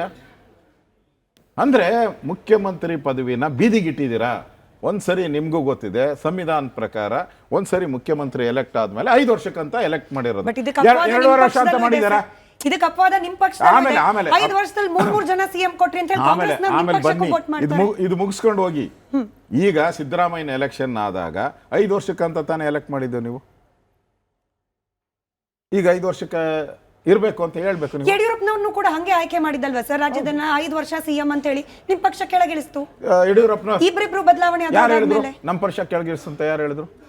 ಯಡಿಯೂರಪ್ಪನವ್ರು ಬಂದು ಪ್ರೆಸ್ ಮೀಟ್ ಮಾಡಿ ಹೇಳಿದ್ರು ನಾನು ರಾಜೀನಾಮೆ ಕೊಡ್ತಾ ಇದ್ದೀನಿ. ಸಿದ್ದರಾಮಯ್ಯನವರು ಬಂದ್ಬಿಟ್ಟು ಹೇಳ್ಬೋದು ನಾನಾಗೆ ರಾಜೀನಾಮೆ. ದಯವಿಟ್ಟು ಹೇಳಿ, ಬಂದು ಫಸ್ಟ್ ಹೇಳಿ. ನೀವು ರಾಜೀನಾಮೆ ಕೊಡೋದಾದ್ರೆ ಫಸ್ಟ್ ಹೇಳಿ, ಜನಕ್ಕೂ ಅರ್ಥ ಆಗ್ತೈತೆ. ನೀವು ಹೇಳ್ತಾ ಇಲ್ಲಲ್ಲ. ಇದೊಂದು ಎಂಟರ್ಟೈನ್ಮೆಂಟ್ ಆಗ್ಬಿಟ್ಟಿದೆ. ಮುಖ್ಯಮಂತ್ರಿ ಚೇರು ಎಂಟರ್ಟೈನ್ಮೆಂಟ್ ಚೇರ್ ಔಟಿದೆ ಈಗ. ಅಲ್ಲಿ ಬಿಗ್ ಬಾಸ್ ಚೇರ್ ಇದೆಯಲ್ಲ, ಹಂಗೆ ಇಲ್ಲಿ ಮುಖ್ಯಮಂತ್ರಿ ಚೇರು ಎಂಟರ್ಟೈನ್ಮೆಂಟ್ ಚೇರ್ ಔಟಿದೆ. ಆಗ್ಬಾರ್ದಂಗೆ, ಗೌರವ ಇರಬೇಕು ಅದಕ್ಕೆ ಚೇರ್ಗೆ. ಜನ ಈಗ ಸರ್ಕಾರ ನೋಡ್ತಾ, ವಿರೋಧ ಪಕ್ಷದ ನಾಯಕರು ನೋಡ್ತಾ ಇದ್ದಾರೆ, ಏನೋ ನ್ಯಾಯ ಒದಗಿಸ್ಕೊಡ್ಬೋದು. ಈಗ ಇವರಾದ್ರೂ ಗ್ಯಾರಂಟಿ ಒಂದು ಧ್ವನಿ ನಾವು ಎತ್ತುತ್ತಾರೆ ನ್ಯಾಯ ಅಂತ. ಒದಗಿಸಕ್ಕೆ ಇರೋದು. ಅದಕ್ಕೋಸ್ಕರ ನಾವು ಈ ಬಾರಿ ನಾವು ಗಲಾಟೆಗೆ ಹೆಚ್ಚು ಅವಕಾಶ ಕಡಿಮೆ ಕೊಡ್ತೀರಿ. ನಾವು ಈ ಸರಿ ಅಭಿವೃದ್ಧಿ, ರೈತರಿಗೆ ಅನ್ಯಾಯ, ರೈತರಿಗೆ ಪರಿಹಾರ ಕೊಡಬೇಕು, ರಸ್ತೆ ಗುಂಡಿಗಳನ್ನು ಮುಚ್ಚಬೇಕು, ಜೈಲುಗಳು ಸರಿ ಹೋಗಬೇಕು, ಇದ್ರ ಬಗ್ಗೆ ಹೆಚ್ಚು ಒತ್ತನ್ನು ಕೊಟ್ಟು, ಉತ್ತರ ಕರ್ನಾಟಕವನ್ನು ನೆಗ್ಲೆಕ್ಟ್ ಮಾಡಿದ್ದೀರಾ, ಉತ್ತರ ಕರ್ನಾಟಕ ಸಪ್ರೇಟ್ ಆಗಬೇಕು ಅಂತ ಭಾಳ ಜನ ಮಾತಾಡ್ತಾ ಇದ್ದಾರೆ. ಹಂಗಾಗಬಾರ್ದು, ಅಖಂಡ ಕರ್ನಾಟಕ ಉಳಿಬೇಕು. ಇದ್ರ ಬಗ್ಗೆನೇ ಮೊದಲ ದಿನದನೇ ನಾನು ನಿಲುವಳಿ ಸೂಚನೆಯನ್ನು ಕೊಡ್ತೀನಿ. ಸರ್, ಅಶೋಕ್ ಅವರು ಸ್ಪೀಕರ್ನ ಒಪ್ಪಿಸ್ತೀನಿ ನಾನು. ಅಲ್ಲ, ಅಶೋಕ್ ಅವರು ಉತ್ತಮ ಕ್ರೀಡಾಪಟು ಅನ್ನುವಂಥ ಮಾತನ್ನ ಕೇಳಿದ್ದೀವಿ. ಆದರೆ ಸದನದಲ್ಲಿ ಪಟ್ಟ ಹಾಕುವಂಥ ಸಂದರ್ಭದಲ್ಲಿ ಎಲ್ಲೋ ಒಂದು ಕಡೆಗೆ ಫೇಲ್ ಆಗ್ತಾ ಇದ್ದಾರೆ ಅಂತ. ಫೇಲ್ ಆಗಿದ್ದರೆ RCBದು ಯಾಕೆ ಮೂರು ಜನ? ಈಗ ನಾನು ಫೇಲ್ ಆಗಿದ್ದರೆ ಇತ್ತಪ್ಪ, ನನಗೆ ಉತ್ತರ ಯಾರು ಕೊಡಬೇಕಪ್ಪ? ಒಬ್ಬ ಫೇಲ್ಗೆ ಯಾರ ಕೈಲೂ ಒಬ್ಬ ಉತ್ತರ ಕೊಡಿಸ್ಬೇಕಾಗಿತ್ತು. RCBದು ನಾನು ಮಾತಾಡ್ದಲ್ಲ, 2 ಗಂಟೆ ಮಾತಾಡಿದೆ. ನಾನು ಸ್ಟ್ರಾಂಗ್ ಇದ್ದಿದ್ದಕ್ಕೆ ಮೂರು ಜನ ಉತ್ತರ ಕೊಡ್ತಾರೆ. ವೀಕ್ ಇದ್ದರೆ ಯಾರು ಕೊಡ್ತಾನೆ ಇರಲಿಲ್ಲ, ಹಂಗೆ ಓಡೋರು ಅವರು. ನಡೆಯುವಾಗ ನಾನು ಮಾತಾಡುವಾಗ CM ಅವ್ರು ಕೂತಿರ್ತಾರೆ. ಹೌದು, ಅದು ಸ್ಪೆಷಾಲಿಟಿ ಅಶೋಕ್ ಒಂದು. ಸರ್, ಉತ್ತರ ಕರ್ನಾಟಕದಲ್ಲಿ ಫ್ಲಡ್ ಬಂತು, ತಾವೆಲ್ಲರೂ ಕೂಡ 2 ಟೀಮ್ ಮಾಡ್ಕೊಂಡು ನಿಯೋಗ ತಗೊಂಡೋಗಿ ವರದಿಯನ್ನು ಸಿದ್ಧಪಡಿಸಿದ್ರು. ಆ ವರದಿಯನ್ನು ಯಾರಿಗೆ ಕೊಟ್ರ? ಕನಿಷ್ಠ ಕೇಂದ್ರ ಸರ್ಕಾರದ ಗಮನ ಸೆಳೆಯೋದಕ್ಕೆ ರಾಜ್ಯ ಸರ್ಕಾರ ವಿಫಲ ಆಯಿತು. BJPಯ ಇಷ್ಟು ಜನ ಸಂಸದರಿದ್ದಾರೆ, ಅಷ್ಟು ಜನ ಸಂಸದರಿಂದ ಒಂದು ನಿಯೋಗವನ್ನು ಮಾಡಿ ರಾಜ್ಯದ ರೈತರಿಗಾಗಿ BJP ಏನು ಮಾಡಿದೆ? ಅಟ್ಲೀಸ್ಟ್ ಒಂದು ಕನಿಷ್ಠ ಒಂದಷ್ಟು ಪರಿಹಾರ ಕೊಡಿ ಅನ್ನುವಂಥ ಮನವಿಯನ್ನಾದರೂ ಮಾಡಬಹುದಿತ್ತು. ಈ ರೀತಿಯಾದಂಥ ಆರೋಪಗಳು ಕೂಡ. ಯಾರು ಸರ್ಕಾರ ಮಾಡ್ತಾ ಇರೋದು? ಹೆಡ್ ಆಫ್ ದಿ ಡಿಪಾರ್ಟ್ಮೆಂಟ್ ಯಾರಪ್ಪ? ಸರ್ಕಾರ ನಿನ್ನ ಕೈಗೆ ಇರೋದು, ಕೊಟ್ಟಿರೋದು. ಮುಖ್ಯಮಂತ್ರಿ ಪದವಿ ನಿನಗೆ, ಅಧಿಕಾರ ನಿನಗೆ, ಕಾರು, IAS, IPS ಎಲ್ಲ ನಿನ್ನ ಕೈಗೆ ಕೊಟ್ಟಿರೋದು, ಟ್ರೆಜರಿ ಎಲ್ಲ ಅರೇಂಜ್ ಮಾಡು. ನಾವು ಬರ್ತೀರಿ, ನಾವು ಬರಕ್ಕೆ ರೆಡಿ ಇದ್ದೀರಿ. ಡೆಲ್ಲಿಗೆ ಬೇಕಾ? ನಾವು ಬರ್ತೀರಿ. ಎಲ್ಲಿಗೆ ಬೇಕೋ ನಾವು ಬರ್ತೀರಿ, ಕೇಳ್ತೀರಿ. ನಾವು ರಾಜ್ಯಕ್ಕೆ ಅನ್ಯಾಯ ಆಗಿದ್ದರೆ ನಾವು ಕೇಳ್ತೀರಿ. ಅದಕ್ಕಿಂತ ಹೆಚ್ಚಾಗಿ ನಾನು ಹೇಳೋದು, ನಾವು BJPಯವ್ರ ಬಗ್ಗೆ ನಿಮ್ಮ MP ಗಳು ಏನು ಮಾಡ್ತಾ ಇದ್ದಾರೆ 19 ಜನ ಅಂತ ಕೇಳ್ತಿರಲ್ಲ. ನೀವು ಈ 9 ಜನ ಗೆಲ್ಸಿದಿರಲ್ಲ, ನವಗ್ರಹಗಳು, ರಾಹು ಕೇತು ಎಲ್ಲ ಹಿಡಿದು ಗೆಲ್ಸಿದಿರಲ್ಲ ನವಗ್ರಹಗಳು. ಆ ಗ್ರಹಗಳು ಏನು ಮಾಡ್ತವೆ? ಆ ಗ್ರಹಗಳು ಯಾವ ಗ್ರಹದಲ್ಲೂ ಕೂತವೆ? ಬಾಯ್ ಬಿಡ ಕೇಳಿ. ಪಾರ್ಲಿಮೆಂಟ್ ನಡೀತಾ ಇದೆಯಲ್ಲ, ರಾಜ್ಯಕ್ಕೆ ಏನು ಅನ್ಯಾಯ ಆಗಿದೆ ಪಾರ್ಲಿಮೆಂಟಲ್ಲಿ ಕೇಳಿ, ಆಮೇಲೆ ನಮ್ಮನ್ನು ಕೇಳಿ. ಫಸ್ಟು ನಿಮ್ಮನೆ ಮಕ್ಕಳನ್ನ ಕೇಳಿ, ಏನು ಮಾಡ್ತಾ ಇದೆಯಪ್ಪ, ಓದ್ತಾ ಇದೆಯಾ ಕರೆಕ್ಟಾಗಿ, ಶಾಲೆಗೆ ಹೋಗ್ತಾ ಇದೆಯಾ ಅಂತ ಕೇಳಿ. ದಾಖಲೆಯ ಬಜೆಟ್ ಅನ್ನು ಮಂಡಿಸಿದ್ದಾರೆ ಆರ್ಥಿಕ ತಜ್ಞರು. ಈಗ ಅರಸುವವರ ದಾಖಲೆ ಕೂಡ ಮುರಿಲಿಕ್ಕೆ ಸಿದ್ಧರಾಗಿದ್ದಾರೆ ಸಿದ್ದರಾಮಯ್ಯನವರು. ನೀವು ಮುಖ್ಯಮಂತ್ರಿ ಆಗಿರ್ಲಿಕ್ಕೆ ಲಾಯಕ್ಕಿಲ್ಲ ಅನ್ನೋ ರೀತಿಯಲ್ಲಿ ಮಾತನಾಡ್ತೀವಿ. ದಾಖಲೆ ಪ್ರಶ್ನೆನೇ ಇಲ್ಲ. ನಾನು ಐ ಅಪ್ರಿಷಿಯೇಟ್ ಮಿಸ್ಟರ್ ಸಿದ್ದರಾಮಯ್ಯ, ಅವ್ರು ದಾಖಲೆ ಮುಖ್ಯಮಂತ್ರಿ.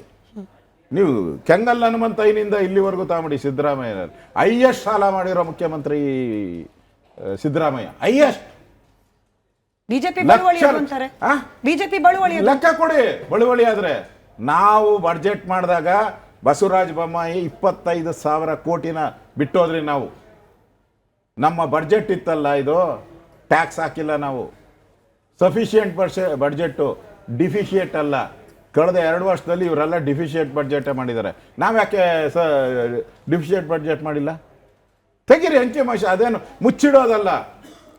ಬಸವರಾಜ ಬೊಮ್ಮಾಯಿ ಅವರು ಮಾಡಿರೋ ಬಡ್ಜೆಟ್ನ ಮುಚ್ಚಿಡೋಕೆ ಸಾಧ್ಯನೇ ಇಲ್ಲ. ಅವತ್ತು ನಾವೇನು ಡಿಫಿಷಿಯೇಟ್ ಬಡ್ಜೆಟ್ ಮಾಡಿದ್ರ, ಸಾಲದ ಬಡ್ಜೆಟ್ ತೋರಿಸಿದ್ರ? ನಾವು 25,000 ಕೋಟಿ ಇನ್ನೂ ಪ್ರಾವಿಷನ್ ಇತ್ತು ನಮ್ಗೆ ಸಾಲ ತಗೊಳ್ಳೋಕೆ. ಶ್ವೇತಪತ್ರ ಹೊರಡಿಸಕ್ಕೆ ಕೇಳ್ಬೋದಿತ್ತಲ್ಲ ಸರ್. 10 ಸರಿ ಹೇಳಿದ್ದೀನಿ ಅಸೆಂಬ್ಲಿಯಲ್ಲಿ, ಅದಕ್ಕೆ ಸುದ್ದಿನೇ ಇಲ್ಲ.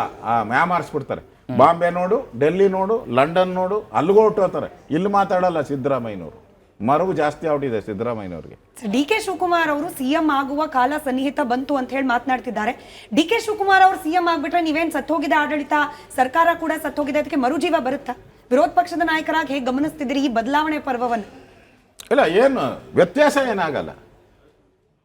ನನಗೇನು ಅಂಥ ವ್ಯತ್ಯಾಸ ಆಗಲ್ಲ. ಸ್ವಲ್ಪ ಟೋಲ್ಗಳು ಜಾಸ್ತಿ ಆಗ್ತವಷ್ಟೇ. ಇಡೀ ಕರ್ನಾಟಕದಲ್ಲಿ ವಸೂಲಿ ಮಾಡೋ ಟೋಲ್ಗಳು ಜಾಸ್ತಿ ಆಗ್ತೈತಲ್ಲ.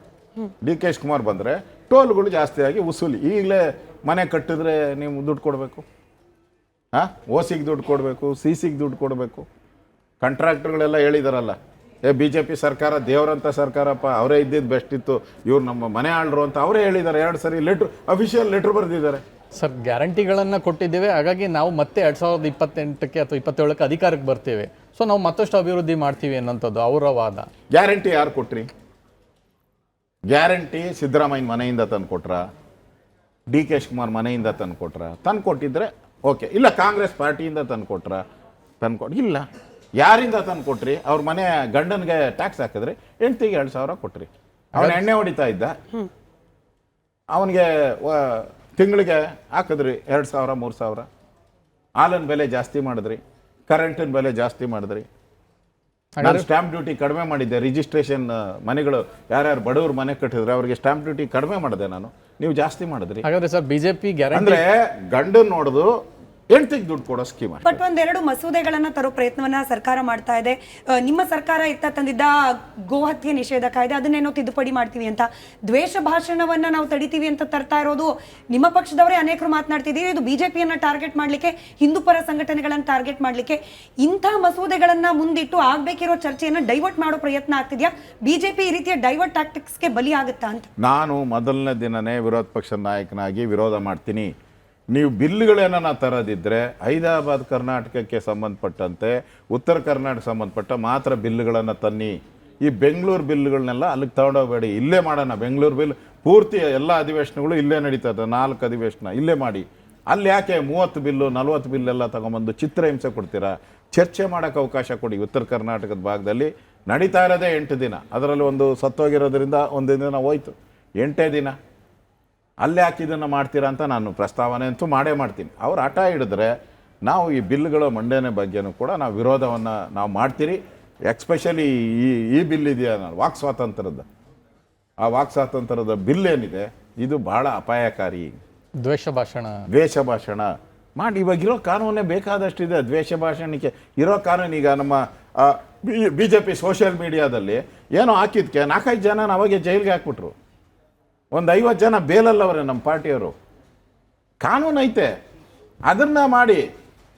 ಈ ವಿಶೇಷವಾಗಿ ಈ ದ್ವೇಷ ಭಾಷಣದ ಕಾನೂನು ತಂದು ಹಿಂದೂ ಪರವಾದಂಥ ಸಂಘಟನೆಗಳಿಗೆ ತೊಂದರೆ ಕೊಡಬೇಕು ಅಂತ ಮಾಡ್ತಾ ಇದ್ದಾರೆ. ಇದು ಬರೀ ಹಿಂದೂ ಪರ ಸಂಘಟನೆ ಆಗಲ್ಲ, ಪ್ರಚಾರ ಮಾಡೋರ್ಗೂ ಆಗ್ತೈತೆ, ಎಲ್ಲ ಚಾನಲ್ಗಳಿಗೂ ಆಗ್ತೈತೆ, ಎಲ್ಲ ಪತ್ರಿಕೆಗಳಿಗೂ ಎಫೆಕ್ಟ್ ಆಗ್ತೈತೆ. ಯಾಕಂದ್ರೆ ಪ್ರಚಾರ ಆಗ್ತೈತಲ್ಲ, ಅವ್ರು ಹೇಳೋದು ನೀವು ಸ್ಟೇಟ್ಮೆಂಟ್ ಹಾಕಿದ್ರೆ ನಿಮ್ಮ ಮೇಲೂ ಕೇಸ್ ಆಗ್ತೈತೆ. ಇದು ಒಟ್ಟಿನಲ್ಲಿ ದಮನ ಮಾಡುವಂಥದ್ದು, ಮಾಧ್ಯಮವನ್ನ ದಮನ ಮಾಡುವಂಥದ್ದು. ಸರ್ಕಾರ ನಮ್ದೇ ಪರ್ಮನೆಂಟ್ ಆಗಿರಲ್ಲ. ಬಿಜೆಪಿ ಬಂದಾಗ್ಲೂ ಕೂಡ ಈ ಕಾನೂನು ಇರುತ್ತೆ. ಕರಾವಳಿ ಭಾಗದಲ್ಲಿ ಎಸ್ಪೆಷಲಿ ಕೋಮು ಸಂಘರ್ಷಗಳು ಹೆಚ್ಚಾಗ್ತಿದೆ, ಅನೇಕ ಯುವಕರ ಪ್ರಾಣವೇ ಹೋಗ್ತಾ ಇದೆ. ಇದು ಕಡಿವಾಣ ಹಾಕೋ ಪ್ರಯತ್ನವಾಗಿ ನಾವು ತರ್ತಿದೀವಿ ಅಂತಾರೆ ಪರಮೇಶ್ವರ್ ಅವರು. ನೋಡಿ, ಕಡಿವಾಣ ಹಾಕೋದು ಹೆಂಗೆ ಅಂತಂದ್ರೆ, ಈಗ ಮೋದಿ ಇದ್ದಾರೆ, ಸಮರ್ಥ ಪ್ರಧಾನಮಂತ್ರಿಗಳು. ಇಡೀ ಪ್ರಪಂಚದಲ್ಲಿ ಇವತ್ತು ನೋಡಿ, ಮೊನ್ನೆ ರಷ್ಯಾದವರು ಬಂದಿದ್ರು, ಅಧ್ಯಕ್ಷರು ಬಂದಿದ್ರು, ಅಮೇರಿಕ ಎಲ್ಲ ರೆಸ್ಪೆಕ್ಟ್ ಕೊಡ್ತಾರೆ. ಪವರ್ ಆ ರೀತಿ ಶಕ್ತಿ ಇದ್ದರೆ ಎಲ್ಲ ಕಾನೂನುಗಳನ್ನು ಶಕ್ತಿಶಾಲಿಯಾಗಿ ನಡೀತಾರೆ. ನೀವೆಷ್ಟೇ ದೊಡ್ಡ ಕಾನೂನು ಮಾಡಿ ವೀಕ್ ಮುಖ್ಯಮಂತ್ರಿ ಇದ್ದರೆ ಏನು ಉಪಯೋಗ ಬರ್ತದೆ? ವೀಕ್ ಹೋಮ್ ಮಿನಿಸ್ಟರ್ ಇದ್ದರೆ ಈ ಕಾನೂನು ಏನು ಮಾಡಲ್ಲ. ನೀನು ಕಾನೂನು ಇರೋ ಕಾನೂನನ್ನು ಹೇಗೆ ಇಂಪ್ಲಿಮೆಂಟ್ ಮಾಡ್ತೀಯ, ಎಷ್ಟು ಸಮರ್ಥವಾಗಿ ಮಾಡ್ತೀಯ ಅನ್ನೋದು ಇಂಪಾರ್ಟೆಂಟೇ ಹೊರತು ನೀನು ಕಾನೂನು ಮಾಡಿ ಕಸದ ಬುಟ್ಟಿಗೆ ವೀಕ್ ಹೋಮ್ ಮಿನಿಸ್ಟರ್ ಅವ್ರು ಹೇಳಿದಾರಲ್ಲ. ನೀವೇ ಮಾಧ್ಯಮದಲ್ಲೇ ದಿನನಿತ್ಯ ಆಗ್ತಾ ಇದ್ದೀರಲ್ಲ, ಪ್ರತಿಯೊಂದಕ್ಕೂ ನನ್ಗೆ ಗೊತ್ತಿಲ್ಲ, ನಾನು ನೋಡಿಲ್ಲ, ವರದಿ ತರಿಸ್ಕೊತೀನಿ. ಇದು ನಿಮ್ಮ ಎಲ್ಲಾ ಚಾನಲ್ ಅಲ್ಲಿ ಬರ್ತಾ ಇರೋದು. ಕುರ್ಚಿ ಕಾಳಗದ ನಡುವೆ ಕೆಲವೊಂದಷ್ಟು ಇಂಟ್ರೆಸ್ಟಿಂಗ್ ಡೆವಲಪ್ಮೆಂಟ್ ಆಗ್ತಿದೆಯಂತೆ ಸರ್. ಸತ್ಯಾನ ಸುಳ್ಳ, ನೀವು ವಿರೋಧ ಪಕ್ಷದವರಾಗಿರೋದ್ರಿಂದ ನಿಮ್ಮ ಕಿವಿಗೂ ಬಿದ್ದಿರಬಹುದು.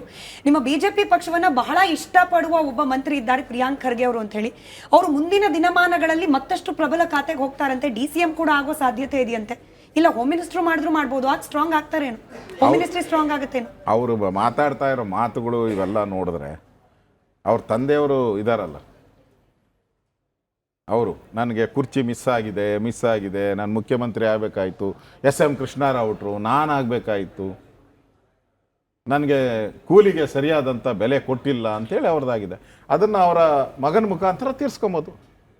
ಈಗ ಧೃತರಾಷ್ಟ್ರ ದುರ್ಯೋಧನ ಮುಖಾಂತರ ತೀರ್ಸ್ಕೊಂಡ ಅಧಿಕಾರದ ಇದನ್ನು, ಹಂಗೆ ಇವರು ತೀರ್ಸ್ಕೊಬೋದು. ಇವರು ಆ ಪವರ್ನ ಮಗನಿಗೆ ಸಿಗಲಿ ಅಂತ 100% ಡೌಟ್ ಇಟ್ಕೊಂಬೇಡಿ. ಇವಾಗ ನೀವೇನು ಹೇಳ್ತಾ ಇದ್ದೀರಲ್ಲ, 100ಕ್ಕೆ 100 ಸತ್ಯವಾದಂಥ ಮಾತು. ಜನಗಳಲ್ಲಿ ಆಗಲೇ ಬಂದ್ಬಿಟ್ಟಿದೆ ಮಾತು. ಜನಗಳ ಪರವಾಗಿ ನೀವು ಹೇಳಿದ್ದೀರಾ, ನಾನು ನಿಮ್ಮ ಪರವಾಗಿ ಹೇಳ್ತೀನಿ, ಇದು ಸತ್ಯ ಆಗಿ ಆಗ್ತದೆ. ಬಟ್ ಅವ್ರು IT-BT ಸಚಿವರಾಗಿದ್ದಾಗೇನೆ RSS ಬ್ಯಾನ್ ಮಾಡ್ಲಿಕ್ಕೆ ಹೊರಟ್ರು. ಇನ್ ಹೋಮ್ ಮಿನಿಸ್ಟರ್ DCM ಆಗ್ಬಿಟ್ರೆ ಏನ್ ಕತೆ ಅಂತ ಬಿಜೆಪಿಗೆ ಆತಂಕ ಇಲ್ವಾ ಇದ್ರ ಬಗ್ಗೆ? ಅವ್ರದ್ದು ಅರ್ಧ ಆಯ್ಸೆ ಮುಗ್ದೋಗ್ಬಿಟ್ಟಿದೆ. ಇನ್ನು ಇರೋದೇನು 2 ವರ್ಷ. ಏನು ಮಾಡ್ತಾರೆ ನೋಡ್ತೀನಿ ನಾವು. ಏನು ಮಾಡಕ್ಕೆ ಇನ್ನು 2 ವರ್ಷದಲ್ಲಿ ಏನು ಮಾಡೋಕ್ಕಾಗಲ್ಲ. ಔಟ್ ಗೋಯಿಂಗ್ ಇನ್ನು ಸನ್ಮಾನಗಳು ಇನ್ನೊಂದು 6 ತಿಂಗಳಾಗ್ಬಿಟ್ರೆ ಇನ್ಮೇಲೆ ಸನ್ಮಾನಗಳು ಎಲ್ಲ ಮಂತ್ರಿಗಳಿಗೂ ಮುಖ್ಯ ಸನ್ಮಾನಗಳು ಮಾಡಿಸ್ಕೊಬೇಕೆ ಹೊರತು ಯಾರು ಯಾವ ಅಧಿಕಾರಿನೂ ಇವ್ರು ಮಾತೇ ಕೇಳಲ್ಲ. IAS ಅವರು IPS ಭಾಳ ಹುಷಾರವರು. ಅವ್ರು ಇನ್ನು 1 ವರ್ಷ ಇದ್ದಂಗೆ ಶುರು ಹಚ್ಕೊಂತಾರೆ. ಪೆನ್ನು ಪೆನ್ಸಿಲ್ ಎಲ್ಲ ಕ್ಯಾಪ್ಗಳು ಹಾಕೊಂಡು ಇಟ್ಕೊಂಬಿಟ್ಟು ಜೋಬಾಗಿ ಇಟ್ಕೊಂಡ್ಬಿಡ್ತಾರೆ ಅವರು. ಅವ್ರು ಅಸಾಧ್ಯರವರು. ವಿರೋಧ ಪಕ್ಷವಾಗಿ ಮೂಡ ಹಗರಣದಲ್ಲಿ ದೊಡ್ಡ ಮಟ್ಟದಲ್ಲಿ ಹೋರಾಟ ಮಾಡಿದ್ರಿ, ಸಕ್ಸಸ್ ಆದ್ರಿ. ವಾಲ್ಮೀಕಿ ಹಗರಣವನ್ನು ಕೂಡ ಮಾಡಿದ್ರಿ, ಅದು ಕೂಡ ಸಕ್ಸಸ್ ಆದ್ರಿ. ನಾಗೇಂದ್ರ ಅವರ ರಾಜೀನಾಮೆ ಕೂಡ ಪಡೆದ್ರಿ, ಅದು ಕೂಡ ಆಯಿತು. ಆದರೆ ಅವೆರಡೂ ಹೋರಾಟಗಳ ನಂತರ ಎಲ್ಲೋ ಒಂದು ಕಡೆ ವಿರೋಧ ಪಕ್ಷ ಸೈಲೆಂಟ್ ಆಗಿದೆ ಅಂತ ಅಗ್ರೆಸಿವ್ ಆದಂಥ ಹೋರಾಟಗಳು ಆಗ್ತಾ ಇಲ್ಲ ಇತ್ತೀಚೆಗೆ. ಒಂದು ಕಡೆಗೆ ನಿಮ್ಮಲ್ಲಿ ರಾಜ್ಯಾಧ್ಯಕ್ಷ ಸ್ಥಾನದ ಕಿತ್ತಾಟದಿಂದಾಗಿ ಒಂದಷ್ಟು ಅಂತರ ಆಯಿತು. ಸೊ ಅದು ಎಲ್ಲೋ ಒಂದು ಕಡೆಗೆ ಹೋರಾಟದ ಮೇಲೆ ಪರಿಣಾಮ ಬೀರ್ತು. ಬಿಜೆಪಿ ಸೈಲೆಂಟ್ ಆಯಿತು, ವಿರೋಧ ಪಕ್ಷ ಸೈಲೆಂಟ್ ಆಯಿತು ಅಂತಕ್ಕಂಥ ಒಂದಷ್ಟು ಆರೋಪಗಳು. ಎಲ್ಲಿ ಸೈಲೆಂಟ್ ಆಗಿದ್ದೀರಿ? ಈ ಫ್ಲಡ್ ಆದಾಗ ಹೋರಾಟಗಳು ಮಾಡ್ತಾ ಇದ್ದೀರಿ, ಪ್ರತಿಭಟನೆಗಳು ಮಾಡ್ತಾ ಇದ್ದೀರಿ. ನನಗೆ ತಿಳಿದ ಬಂಗೆ ನಾನು ಸುಮಾರು 45 ವರ್ಷದಿಂದ ಪಾರ್ಟಿಯಲ್ಲಿ ಒಂದೇ ಪಾರ್ಟಿಯಲ್ಲಿ ಇದ್ದೀನಿ, ಯಾವ ಪಾರ್ಟಿಗೂ ಇಲ್ಲ. ಇಷ್ಟು ಹೋರಾಟ ಮಾಡಿದ್ದಂಥ ಅವಧಿ ವರ್ಷ ಯಾವತ್ತೂ ಇಲ್ಲ. ಅಷ್ಟು ಹೋರಾಟಗಳನ್ನು ಮಾಡಿದ್ದೀವಿ. ಆದರೆ ಇತ್ತೀಚೆಗೆ aggressive ಹೋರಾಟಗಳು ಕಡಿಮೆ ಆಗಿದೆ ಅಂತ ಆಗ್ತತೆ. ಏನು ವರ್ಷ ಪೂರ್ತಿ ಒಂದೇ ಥರ ಹೋರಾಟಗಳು ಮಾಡೋಕ್ಕಾಗಲ್ಲ. ವಿಷಯಾಧಾರಿತ ಹೋರಾಟಗಳು ಮಾಡಬೇಕು. ಸುಮ್ಮನೆ ಹೋರಾಟ ಮಾಡಿದ್ರೆ ವಿರೋಧ ನಿಮ್ಮ ಪಕ್ಷದಿಂದನೇ ಹೊರಹಾಕಲ್ಪಟ್ಟ ಕೆಲವರು, ನಿಮ್ಮ ಪಕ್ಷದಲ್ಲಿ ಇತ್ಕೊಂಡೇನೆ ರೆಬೆಲ್ ಆಗಿರೋ ಕೆಲವರು ಕಾಂಪ್ರಮೈಸ್ಡ್ ಆಗ್ಬಿಟ್ಟಿದ್ದಾರೆ ನಮ್ಮ ಪಕ್ಷದ ನಾಯಕರು ಅಂತ ಹೇಳ್ತಿದ್ದಾರೆ. ವಿಜಯೇಂದ್ರ ಅವರು ಕಾಂಪ್ರಮೈಸ್ಡ್, R ಅಶೋಕ್ ಅವರು ಕಾಂಪ್ರಮೈಸ್ಡ್. ಹಾಗಾಗೇನೆ ಸಿದ್ದರಾಮಯ್ಯ DKಶಿ ಅವರ ವಿರುದ್ಧ ಮಾತನಾಡೋದಿಲ್ಲ ಅನ್ನೋ ಆರೋಪ ಇದೆ ಸರ್. ನೋಡಿ, ಇದಕ್ಕೆಲ್ಲ ಕಾಲನೇ ಉತ್ತರ ಕೊಡುತ್ತೆ.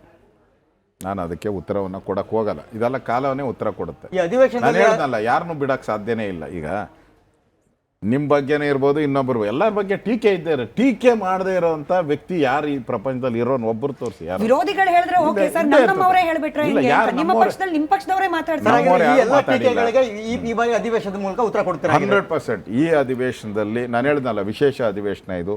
ಅಭಿವೃದ್ಧಿಗೆ ಹೆಚ್ಚು ಒತ್ತನ್ನು ಕೊಡ್ತೀರಿ. ರೈತರಿಗೆ ಆಗ್ತಾ ಇರೋ ಸಂಕಷ್ಟದ ಬಗ್ಗೆ ಹೋರಾಟಗಳನ್ನು ನಾವು ಮಾಡ್ತೀರಿ. ಅಧಿವೇಶನದಲ್ಲಿ ಮಾತು ಹೆಚ್ಚು ಅವಕಾಶಗಳನ್ನು ಕೊಡ್ತೀರಿ. ಮಾತಾಡೋಕ್ಕೆ, ಸರ್ಕಾರವನ್ನು ಟೀಕೆ ಮಾಡೋಕ್ಕೆ ಹೆಚ್ಚು ಅವಕಾಶಗಳನ್ನು ಈ ಬಾರಿ ಕೊಡ್ತೀರಿ. ಪ್ರಿಯಾಂಕ್ ಖರ್ಗೆ ಅವ್ರ ಬಗ್ಗೆ ಮಾತಾಡ್ತಾ ಇದ್ರಿ. ಪ್ರಿಯಾಂಕ್ ಖರ್ಗೆ ಅವರು ಸಂಘ ಪರಿವಾರ RSSನ ವಿರುದ್ಧ ನಿರಂತರವಾಗಿ ವಾಗ್ದಾಳಿಗಳನ್ನು ಮಾಡ್ತಾ ಇದ್ರು, ವಿಷಯ ಪ್ರಸ್ತಾಪ ಮಾಡ್ತಾ ಇದ್ರು, ನೋಂದಣಿ ಆಗಿಲ್ಲ ಅನ್ನೋಂಥ ಮಾತನ್ನು ಹೇಳ್ತಾ ಇದ್ರು. ಅಂತಹ ಸಂದರ್ಭದಲ್ಲಿ ಬಿಜೆಪಿಯ ರಾಜ್ಯಾಧ್ಯಕ್ಷ ವಿಜೇಂದ್ರ ಅವರು ಮತ್ತು ವಿಪಕ್ಷ ನಾಯಕ R ಅಶೋಕ್ ಅವರು ನಾಪತ್ತೆ ಆಗಿದ್ದಾರೆ ಅನ್ನುವಂಥ ಮಾತನ್ನ ಸ್ವತಃ ಯತ್ನಾಳ್ ಅವರು ಕೂಡ ಹೇಳಿದ್ರು. ಯಾಕೆ ಈ ರೀತಿ, ನಿಜಕ್ಕೂ ನಾಪತ್ತೆ ಆಗಿದ್ರಾ?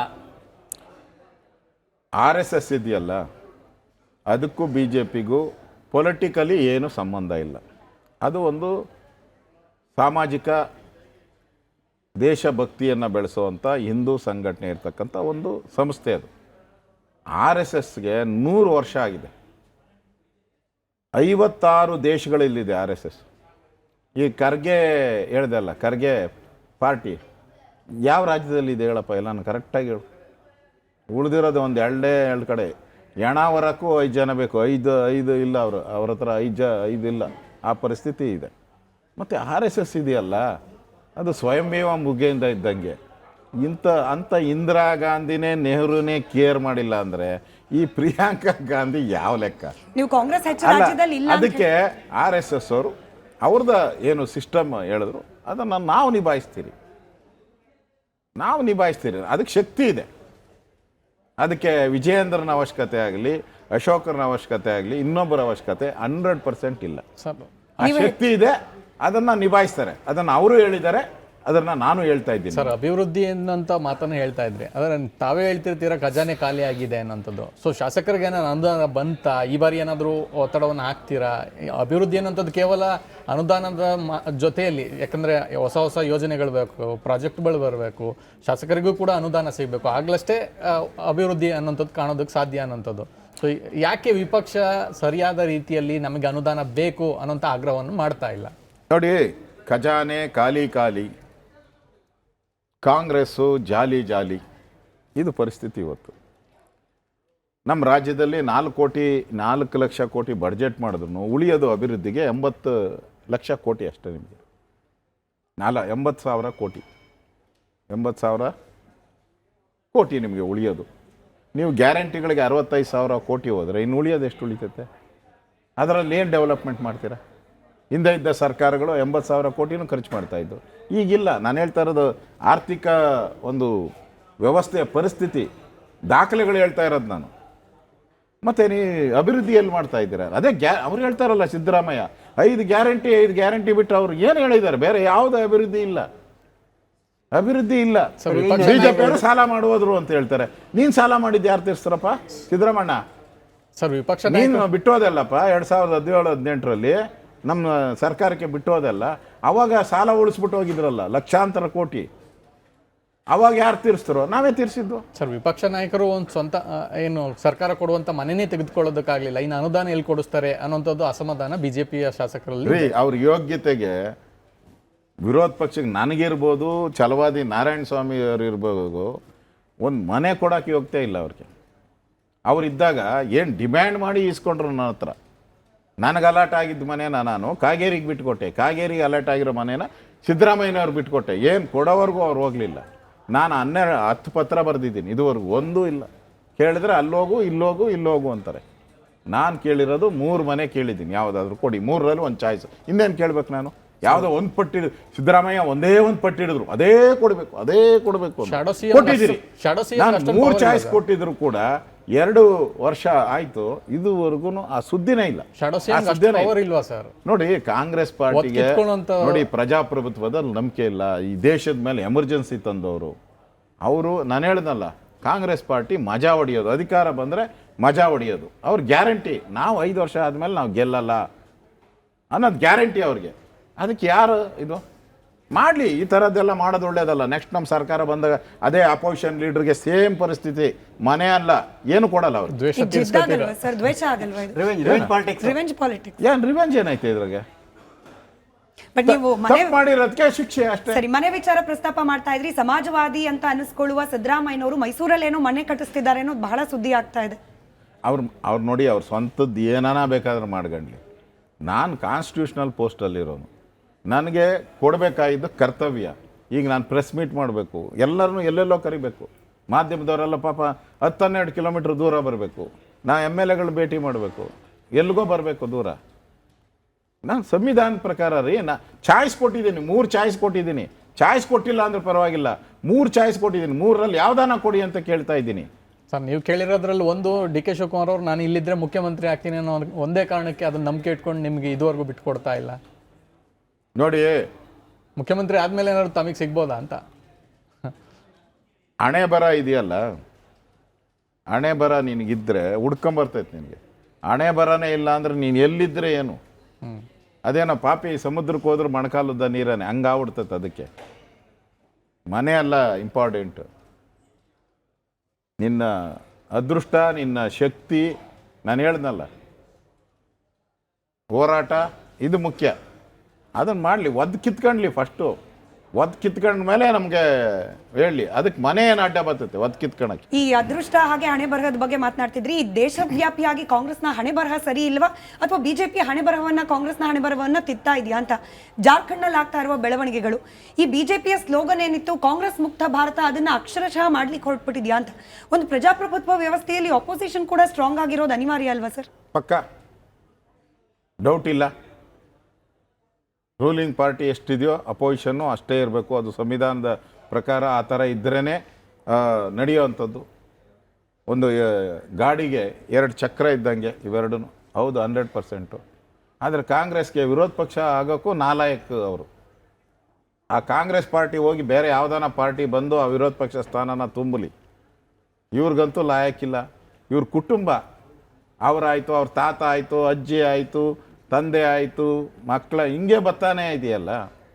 ಯಾವುದಾನ ಒಂದು ಡೆಮಾಕ್ರೆಟಿಕ್ ಪಾರ್ಟಿ ಅಪೋಸಿಷನ್ ಲೀಡರ್ ಆಗಲಿ, ಅದು ಇವತ್ತು ಬೇಕಾಗಿರೋದು.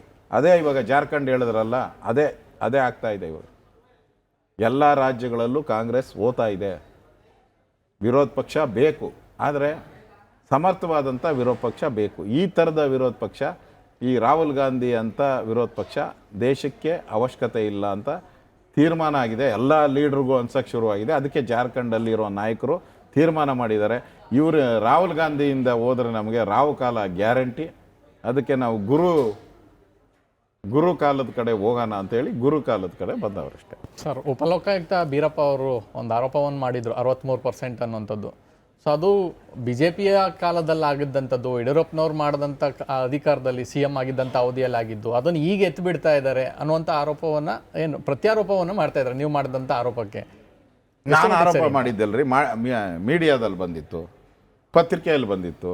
ಅವ್ರು ಮಾತಾಡಿರೋದು 3 ದಿನದ ಹಿಂದೆ ಮಾತಾಡಿರೋದು, 3-4 ದಿನದ ಹಿಂದೆ ಮಾತಾಡಿದ್ದು. ಅವ್ರು 2019 ಮಾತಾಡಿದ್ರ. But ಆ ವರದಿ ತಯಾರಾಗಿದೆ 2019 ಸಿದ್ದರಾಮಯ್ಯ ಏನು ಹೇಳಿದ್ರು, ಅದು 2019 ವರದಿ ಬರಬೇಕಾದ್ರೆ 18 ತಾನೇ 19 ವರದಿ ಕೊಡೋದು. 18 ಯಾರು ಸರ್ಕಾರ ಆಯ್ತು? BJP ಸರ್ಕಾರ ಆಯ್ತಾ? ನಿಮ್ಮದೇ ಸರ್ಕಾರ ಇದ್ದಿದ್ದು, ಕಾಂಗ್ರೆಸ್ ಸರ್ಕಾರ ಅವತ್ತು. ವರದಿನ 19 ವರದಿ 19 ಕೊಡ್ತಾರ, 18 ವರದಿನ ಕೊಟ್ಟಿರ್ತಾರೆ. ಒಂದು 5 ವರ್ಷದ್ದೋ 6 ವರ್ಷದ್ದೋ ಕೊಟ್ಟಿರ್ತಾರೆ ಹಿಂದೆ.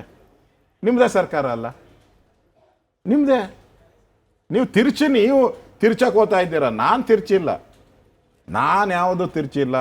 ಅವ್ರು ಮಾತಾಡಿರೋದ್ರಲ್ಲಿ ಯಾವುದೂ ಅಲ್ಲಿ 2019 ಅಂತ ಅವರೆಲ್ಲೂ ಪ್ರಸ್ತಾವ ಮಾಡಿಲ್ಲ. ಹಿಂದೆ 40% ಅಂತ ಆರೋಪ ಮಾಡ್ತಾರೆ, 40% 63% ಸರ್ ಆಗಿದ್ರೆ ಮುಂದೆ ಇಂಚೆ ಹಿಂದಿದಾಗಿದ್ರೆ ಆರೋಪ ಮಾಡ್ತಾ ಇದ್ದಾರೆ. ಕಾಂಟ್ರಾಕ್ಟರ್ ಹೇಳ್ಬಿಟ್ಟಿದಾರಲ್ಲ, ಬಿಜೆಪಿ ಇದ್ದಾಗೆ ಬೆಟರ್ ಇತ್ತು, ಈಗ ಡಬಲ್ ಔಟ್ ಇದೆ. ಕಾಂಟ್ರಾಕ್ಟರ್ ಲೆಟರ್, ಅಫಿಷಿಯಲ್ ಲೆಟರ್ ಬರೆದಿದ್ದಾರೆ, ಜನನೂ ಮಾತಾಡ್ತಾ ಇದ್ದಾರೆ. ಮತ್ತೆ ಎಲ್ಲ ಕಡೆ ನೀವು ನೋಡ್ತಾ ಇದ್ದೀರಾ, ಎಲ್ಲ ಕಡೆ ಲಂಚ ಇಲ್ಲದೆ ಏನೂ ಆಗಲ್ಲ. ಇವು ಪೊಲೀಸ್ ಯಾಕೆ ಪೊಲೀಸರೆಲ್ಲ ಕಳ್ತನಕ್ಕೆ ಇಳಿದಿದ್ದಾರೆ ಅಂದರೆ ಇದಕ್ಕೆ ಲಂಚ ಕೊಡಬೇಕು, ಅದಕ್ಕೆ ಇಲ್ಲಿ ಕಳ್ತನ ಮಾಡಿ ಅದು ದೊಂಗಲು ಅನ್ನೋ ಥರ ಆಗಿದೆ ಅಷ್ಟೇ. ಸರ್, ಈಗ ಸರ್ಕಾರ ನ್ಯಾಯಮೂರ್ತಿ ಮೈಕಲ್ ಕುನ್ನಾ ಅವರ ಇಂದ ಒಂದು ಏನು ಚಾಮರಾಜನಗರದಲ್ಲೇ ಆಗಿರುವಂಥ ಆಕ್ಸಿಜನ್ ದುರಂತದ ಬಗ್ಗೆ ರಿಪೋರ್ಟ್ ತೆಗೆದುಕೊಂಡಿದೆ. ಅದು ಸದನದಲ್ಲೂ ಕೂಡ ಒಂದು ಪ್ರಸ್ತಾಪ ಆಗುವಂಥ ಸಾಧ್ಯತೆ ಇದೆ. ಇದು BJPಯ ಬಾಯಿ ಮುಚ್ಚಿಸುವ ತಂತ್ರಗಾರಿಕೆನಾ? ನೋಡಿ, ಕುನ್ನಾ ಅವರು ಆಸ್ಥಾನವಿದ್ದ ಕಲಾವಿದರವರು, ಸಿದ್ದರಾಮಯ್ಯನವ್ರಿಗೆ ಆಸ್ಥಾನವಿದ್ದ ಕಲಾವಿದರು. ಅವ್ರು ಯಾವುದೇ ಆಗಲಿ, ಅವ್ರು ಎಂದೇ ಬರಲಿ, ನೋಡಿ ಅವ್ರನ್ನೇ ನೇಮಕ ಮಾಡ್ತಾರೆ. ಬೇರೆ ಎಷ್ಟು ಜಡ್ಜ್ಗಳು ಇರ್ಬೇಕು ಕರ್ನಾಟಕದಲ್ಲಿ? ಒಂದು 150 ಜನ ಜಡ್ಜ್ಗಳಿಲ್ಲನಪ್ಪ ರಿಟೈರ್ಡ್ ಆಗಿರೋ ಬಿಟ್ಟು ಇವ್ರನ್ನೇ ಯಾಕೆ ಮಾಡ್ತಾರೆ? ಕುನ್ನಾನೇ ಯಾಕೆ ಮಾಡ್ತಾರೆ? ಅವ್ರು ಆಸ್ಥಾನದ ಕಲಾವಿದರು ಮಾಡ್ತಾರೆ, ಮಾಡಲಿ. ತಪ್ಪಿದ್ರೆ ಏನು ನೋಡಿ, ಅಲ್ಲಿ ತಪ್ಪಾಗಿ ಯಾರು DC ತಪ್ಪು ಮಾಡಿದಾರ, ಸರ್ಕಾರ ಮಾಡಿದ ಕ್ರಮ ಆಗೇ ಆಗ್ತೈತೆ, ತಪ್ಪಿಗೆ ಶಿಕ್ಷೆ ಆಗ್ತೈತೆ. ನಾನು ಹೇಳೋದು, ಈ ಆಸ್ಥಾನದ ಕಲಾವಿದರನ್ನ ಬಿಟ್ಬಿಟ್ಟು ನ್ಯಾಯವಾಗಿರೋರನ್ನ ನೇಮಕ ಮಾಡಿ, ನಿಷ್ಪಕ್ಷಪಾತವಾಗಿ ಮಾಡಿ. ತಪ್ಪು ಯಾರು ಮಾಡಿದ್ರು ತಪ್ಪೆ, ಅದನ್ನು ನಾವು ಒಪ್ಕೊತಿರೋದು. ನೋಡಿ, BJPನ ಟಾರ್ಗೆಟ್ ಮಾಡೋ ಅಂಥದಕ್ಕೆ ಭಾಳ ಜನ ಪ್ರಯತ್ನ ಮಾಡಿದ್ರು, ಅವ್ರ ಕೈಲೇ ಏನೂ ಆಗಿಲ್ಲ. ಇಂದಿರಾ ಗಾಂಧಿ ಕೈಲೇ ಏನೂ ಮಾಡೋಕ್ಕಾಗಿಲ್ಲ ಅಲ್ವಾ? ದೇಶದ ಮೇಲೆ ಎಮರ್ಜೆನ್ಸಿ ತಂದರು, ನಾನು ಜೈಲಲ್ಲಿದ್ದೆ, ನನ್ನೂ ಜೈಲಿಗೆ ಹಾಕಿದ್ರು. ಏನು ಮಾಡಿದ್ರಿ? ಅವೆಲ್ಲ ನಡೆಯಲ್ಲ, ಅವೆಲ್ಲ ಕಾಲ. ಇದು ಕಾಂಗ್ರೆಸ್ಸಿನ ಕಾಲ ಮುಗಿದೋಯ್ತು. ಇನ್ನು ಕಾಂಗ್ರೆಸ್ಸು ಔಟ್ ಗೋಯಿಂಗ್ ಪಾರ್ಟಿ. ದೇಶದಲ್ಲಿ ಕಾಂಗ್ರೆಸ್ ಮುಕ್ತ ಭಾರತ ನಿರ್ಮಾಣ ಆಗ್ತಾ ಇದೆ. ಹಿಂದೂ ವಿಚಾರಗಳಿಗೆ ಮಾನ್ಯತೆ ಇರೋ ಬಹುಸಂಖ್ಯಾತರ ಒಂದು ದೇಶ ಆಗ್ತಾ ಇದೆ ಭಾರತ. ಬಹುಸಂಖ್ಯಾತರಿಗೆ ಬೆಲೆ ಇಷ್ಟು ದಿನ ಬಹುಸಂಖ್ಯಾತರಿಗೆ ಬೆಲೆ ಇರಲ್ಲ, ಅಲ್ಪಸಂಖ್ಯಾತರಿಗೆ ಮಾತ್ರ ಬೆಲೆ. ಅವರಿಗೆ ವಿಶೇಷ ಕಾನೂನು ಕಾಯ್ದೆ, ಸುಪ್ರೀಂ ಕೋರ್ಟ್ ಹೇಳಿದ್ರೂ ಕೂಡ ಸಂವಿಧಾನನ ಬದಲಾವಣೆ ಮಾಡಿ ಅವ್ರಿಗೆ ಅವಕಾಶ ಕೊಡ್ತಾ ಇತ್ತು. ಇನ್ನು ನಡೆಯಲ್ಲ. ಇನ್ನು ಬಹುಸಂಖ್ಯಾತರಿಗೆ ಒಳ್ಳೆಯ ಕಾಲ ಬರ್ತಾ ಇದೆ, ಬಂದಿದೆ. ಅದರಿಂದ ಕಾಂಗ್ರೆಸ್ ಅವರು ಔಟ್ ಗೋಯಿಂಗ್ ಪಾರ್ಟಿ, ಅವ್ರ ಬಗ್ಗೆ ಕೇರೆ ಮಾಡಂಗಿಲ್ಲ. ಸರ್, BJP ನೆಕ್ಸ್ಟ್ ಅಧಿಕಾರಕ್ಕೆ ಬರುತ್ತೆ ಅನ್ನೋಂಥ ತಾವು ಹೋಪಲ್ಲಿ ಇದ್ದೀರಾ. ಆದರೆ BJPಯಲ್ಲಿ ಕವಲುದಾರಿಗಳಾಗಿದ್ದಾವೆ. ಒಬ್ಬ ನಾಯಕ ಬಲಕ್ಕೆ, ಒಬ್ಬ ನಾಯಕ ಎಡಕ್ಕೆ. ಸೊ ಅವ್ರ ಹಿಂದೆ ಒಂದಷ್ಟು ಜನ ಗುಂಪು, ಮಧ್ಯದಲ್ಲಿ ಇನ್ನೊಂದು ಗುಂಪು. ಸೊ ಇದು ಯಾವಾಗ ಸರಿ ಹೋಗೋದು? ಅಧಿಕಾರಕ್ಕೆ ಬರಬೇಕು, ಕಾಂಗ್ರೆಸ್ ಏನೋ ತಾವು ಆರೋಪ ಮಾಡ್ತಾ ಇದ್ದೀರಾ ಸರಿಯಾಗಿ ಆಡಳಿತ ಮಾಡ್ತಿಲ್ಲ ಅನ್ನೋಂಥದ್ದು. ಅದು ನಿಮಗೆ ತಟ್ಟೆಯಲ್ಲಿ ಹಾಕೊಂಡು ಕೊಟ್ಟಿದ್ದಾರೆ. ಆದರೆ ಆ ತಟ್ಟೆಯಲ್ಲಿ ಇರೋದನ್ನು ಸ್ವೀಕಾರ ಮಾಡೋದಕ್ಕೆ ಒಬ್ಬರು ಸರಿಯಾಗಿ ಒಗ್ಗಟ್ಟಿಲ್ಲ ಅನ್ನೋಂಥದ್ದು. ಈ ಕವಲುದಾರಿಗಳನ್ನೆಲ್ಲ ಹೈವೇ ಮಾಡೋ ಕೆಪಾಸಿಟಿ ನಮ್ಮ ರಾಷ್ಟ್ರೀಯ ನಾಯಕರುಗಳಿಗೆ. ಆದಷ್ಟು ಅದನ್ನು ಹೈವೇ ಮಾಡ್ತಾರೆ. ಆ ಓಪ್ಸು ನಮಗೂ ಇದೆ, ಆ ಶಕ್ತಿ ನಮ್ಮ ಹೈಕಮಾಂಡ್ಗೂ ಇದೆ. ಅದರಿಂದ ಅದ್ರ ಬಗ್ಗೆ ಏನು ನಾವೇನು ತಲೆ ಕೆಡಿಸ್ಕೊಳಲ್ಲ. ಸೂಕ್ತ ಸಮಯ ನೋಡಿ ಮಾಡ್ತಾರೆ. ಸಣ್ಣ ಪುಟ್ಟ ಪ್ರಾಬ್ಲಮ್ಮು, ಆ ಥರದ್ದು ಏನು ದೊಡ್ಡ ಪ್ರಾಬ್ಲಮ್ ಏನು ಅಂತಲ್ಲ. ಈ ಮುಖ್ಯಮಂತ್ರಿ ಪದವಿಗೇನು ಕುರ್ಚಿಯೇನು ಚೇರ್ಗೇನು ಕಿತ್ತಾಡ್ತಾ ಇಲ್ಲ, ನಡೀತಾ ಇದೆ. ಅದನ್ನ ಬಹಳ ವಿಳಂಬ ಆಗ್ತಾ ಇದೆ ಸ್ಮಿತಾ, ಬಹಳ ವಿಳಂಬ ಮಾಡ್ತಾ ಇದೆ. BJP ಹೈಕಮಾಂಡ್ ರಾಜ್ಯದ ವಿಚಾರ, ರಾಜ್ಯ BJP ಅಂತ ಬಂದಾಗ ಯಾಕೋ ಒಂದು ರೀತಿ ಸೈಲೆಂಟು ಅಂತಾರೆ, ಮೌನ, ಅಂದರೆ ಮುಂದೆ ಹಾಕುವಂಥದ್ದು ಈ ರೀತಿಯಾಗಿ ಅಷ್ಟು ಲಕ್ಷ್ಯ ಕೊಡ್ತಾ ಇಲ್ವ ಅಂತ ಕರ್ನಾಟಕ BJPಯ ಬಗ್ಗೆ ಅಂತ ನೋಡಿ. ಇಲ್ಲಿ ರಾಜ್ಯದ ಅಧ್ಯಕ್ಷರದು ಇದು ನಮ್ಮಲ್ಲಿ ಎವ್ರಿ 3 years ನಡೆಯುವಂಥ ಸಿಸ್ಟಮ್ ಇದು. ಮುಖ್ಯಮಂತ್ರಿ ಕುರ್ಚಿ ಹಂಗಲ್ಲ, ಅನ್ಎಕ್ಸ್ಪೆಕ್ಟೆಡಾಗಿ ಬಂದಿದೆ ಇಲ್ಲಿ. ರಾಜ್ಯ ಅಧ್ಯಕ್ಷರು 3 ವರ್ಷಕ್ಕೊಂದ್ಸರಿ ನಡೆಯುವಂಥ ಪ್ರೋಸೆಸ್ ಅದು. ಕರ್ನಾಟಕ ಮಾತ್ರ ನಡೀತಾ ಇಲ್ಲ, ಇಡೀ ದೇಶದಲ್ಲಿ ಬದಲಾವಣೆ ಮಾಡಿದ್ದಾರೆ. ಇಲ್ಲೂ ಕೂಡ ಏನು ಮಾಡ್ತಾರೆ, ಬದಲಾವಣೆ ಮಾಡ್ತಾರ, ಅವ್ರನ್ನೇ ಕಂಟಿನ್ಯೂ ಮಾಡ್ತಾರ, ಅದನ್ನು ರಾಷ್ಟ್ರೀಯ ಅಧ್ಯಕ್ಷರು ಘೋಷಣೆ ಮಾಡಬೇಕು. ನಮ್ಮದು ಇನ್ನೂ ಒಂದು 2-3 ಸ್ಟೇಟ್ ಉಳಿದಿದೆ, ಅದನ್ನು ತೀರ್ಮಾನ ಮಾಡ್ತಾರೆ. ಇದು ರೋಟೀನ್ ಪ್ರೋಸೆಸ್ಸು, ಇದೇನು ಹೊಸ್ದಾಗಿ ಕರ್ನಾಟಕದಲ್ಲೇ ಏನೂ ಇಲ್ಲ, ಎಲ್ಲ ದೇಶದಲ್ಲೆಲ್ಲ ನಡೆದಿದೆ, ನಮ್ಮಲ್ಲೂ ನಡೀತದೆ. 2 ರಾಜ್ಯಗಳು ಮಾತ್ರ ಬಾಕಿ ಇರೋದು ಒಂದೊಂದು ಸಲ. ಇರೋರನ್ನ ರಿಟೈನ್ ಮಾಡ್ತಾರ ಅಥವಾ ಬೇರೆಯವ್ರು ಮಾಡ್ತಾರ ಅನ್ನೋದು ಅದು ರಾಷ್ಟ್ರೀಯ ಅಧ್ಯಕ್ಷರು ಸಂಬಂಧಪಟ್ಟಿದ್ದು. ನಮ್ಮಲ್ಲಿ ಚುನಾವಣಾ ಒಂದು ಸಿಸ್ಟಮ್ ಇದೆ, ಯಾಕಂದ್ರೆ ನಾವು ಪ್ರಪಂಚದಲ್ಲೇ ದೊಡ್ಡ ಪಾರ್ಟಿ, ನಾವು ಅಷ್ಟು ಮೆಂಬರ್ಶಿಪ್ ಇದೆ, ನಮ್ಮದಲ್ಲಿ ಪ್ರೋಸೆಸ್ ಮಾಡಬೇಕು. ಸರಿ ಸರ್, ಕಾಂಗ್ರೆಸ್ ಅಲ್ಲಾದ್ರೆ ಅವ್ರ ಮನೆಯವರು ಯಾರೋ ತೀರ್ಮಾನ ಮಾಡ್ತಾರೆ, ಮಾಡ್ಕಂತಾರೆ ಅವರು. ಸರಿ ಸರ್, ಕಡೆ ಪ್ರಶ್ನೆ, ಈ ಅಧಿವೇಶನದ ನಂತರದಲ್ಲಿ ಕ್ಲೈಮ್ಯಾಕ್ಸ್ ಬಾಕಿ ಇದೆ ಅಂತ ಹೇಳಿ ನೀವೇ ಹೇಳ್ತಾ ಇದ್ರಿ, ಏನಾಗುತ್ತೆ in case D K Shivakumar ಅವರು ಸಿಎಂ ಆದ್ರೆ ಏನಾಗುತ್ತೆ, ಆಗದೆ ಹೋದ್ರೆ ಏನಾಗುತ್ತೆ? ಕ್ರಾಂತಿ ಅಂತೂ ಆಗುತ್ತೆ, ಕಾಂಗ್ರೆಸ್ ಅಲ್ಲಿ ಕ್ರಾಂತಿ ಅಂತೂ ಗ್ಯಾರಂಟಿ, ಅದನ್ನ ತಪ್ಸಕ್ಕೆ ಯಾರ ಕೈಲೂ ಸಾಧ್ಯ ಇಲ್ಲ. ಡಿ ಕೆ ಶಿವಕುಮಾರ್ ಆತಾರೋ ಇಲ್ಲ ಬ್ಲಾಕ್ ಆರ್ಸ್ಗಳು ಬರ್ತೈತೋ ಗೊತ್ತಿಲ್ಲ, ಬಟ್ ಕ್ರಾಂತಿ ಅಂತೂ ಆಗ್ತೈತೆ. ಕಾಂಗ್ರೆಸ್ಸಲ್ಲಿ ಗೊಂದಲ ಆಗಿದೆ, ಕಾಂಗ್ರೆಸ್ ಒಟ್ಟಾಗಿ ಉಳಿಯುವಂಥ ಪರಿಸ್ಥಿತಿ ಮುಂದಿನ ದಿನಗಳಲ್ಲಿ ಇರಲ್ಲ. ಆ ಪರಿಸ್ಥಿತಿ ಕರ್ನಾಟಕದಲ್ಲಿ ಆಗುತ್ತೆ, ಅದನ್ನು ಕಾದು ನೋಡೋಣ ಅಷ್ಟೇ. ರೈಟ್. ಕುರ್ಚಿ ಕಲಹದಿಂದ ಹಿಡಿದು ಅಧಿವೇಶನದ ಅಜೆಂಡಾವರೆಗೂ ಕೂಡ ಅನೇಕ ಪ್ರಶ್ನೆಗಳಿಗೆ ಉತ್ತರ ಕೊಟ್ಟರಿ. ಧನ್ಯವಾದ ನಿಮ್ಮ ಸಮಯ ಹಾಗೆ ಉತ್ತರಕ್ಕಾಗಿ. Thank you. ಇದಾಗಿತ್ತು ಇವತ್ತಿನ ಮಹಾಭಾರತ ಕಾರ್ಯಕ್ರಮ. ನೋಡ್ತಾ ಇರಿ ರಿಪಬ್ಲಿಕ್ ಕನ್ನಡ, ಇದು ನಿಮ್ಮ ಧ್ವನಿ. ಚಹಾದ ಅಸಲಿ ಟೇಸ್ಟ್ MDHT+ ನಿಂದಲೇ ಬರುತ್ತೆ. ಗಂಟು ಕಟ್ಟಿಕೋ ಲವಂಗ, ಹಸಿರು ಏಲಕ್ಕಿಯಿಂದ ತುಂಬಿದ MDHT+ ಮಸಾಲೆ. MDH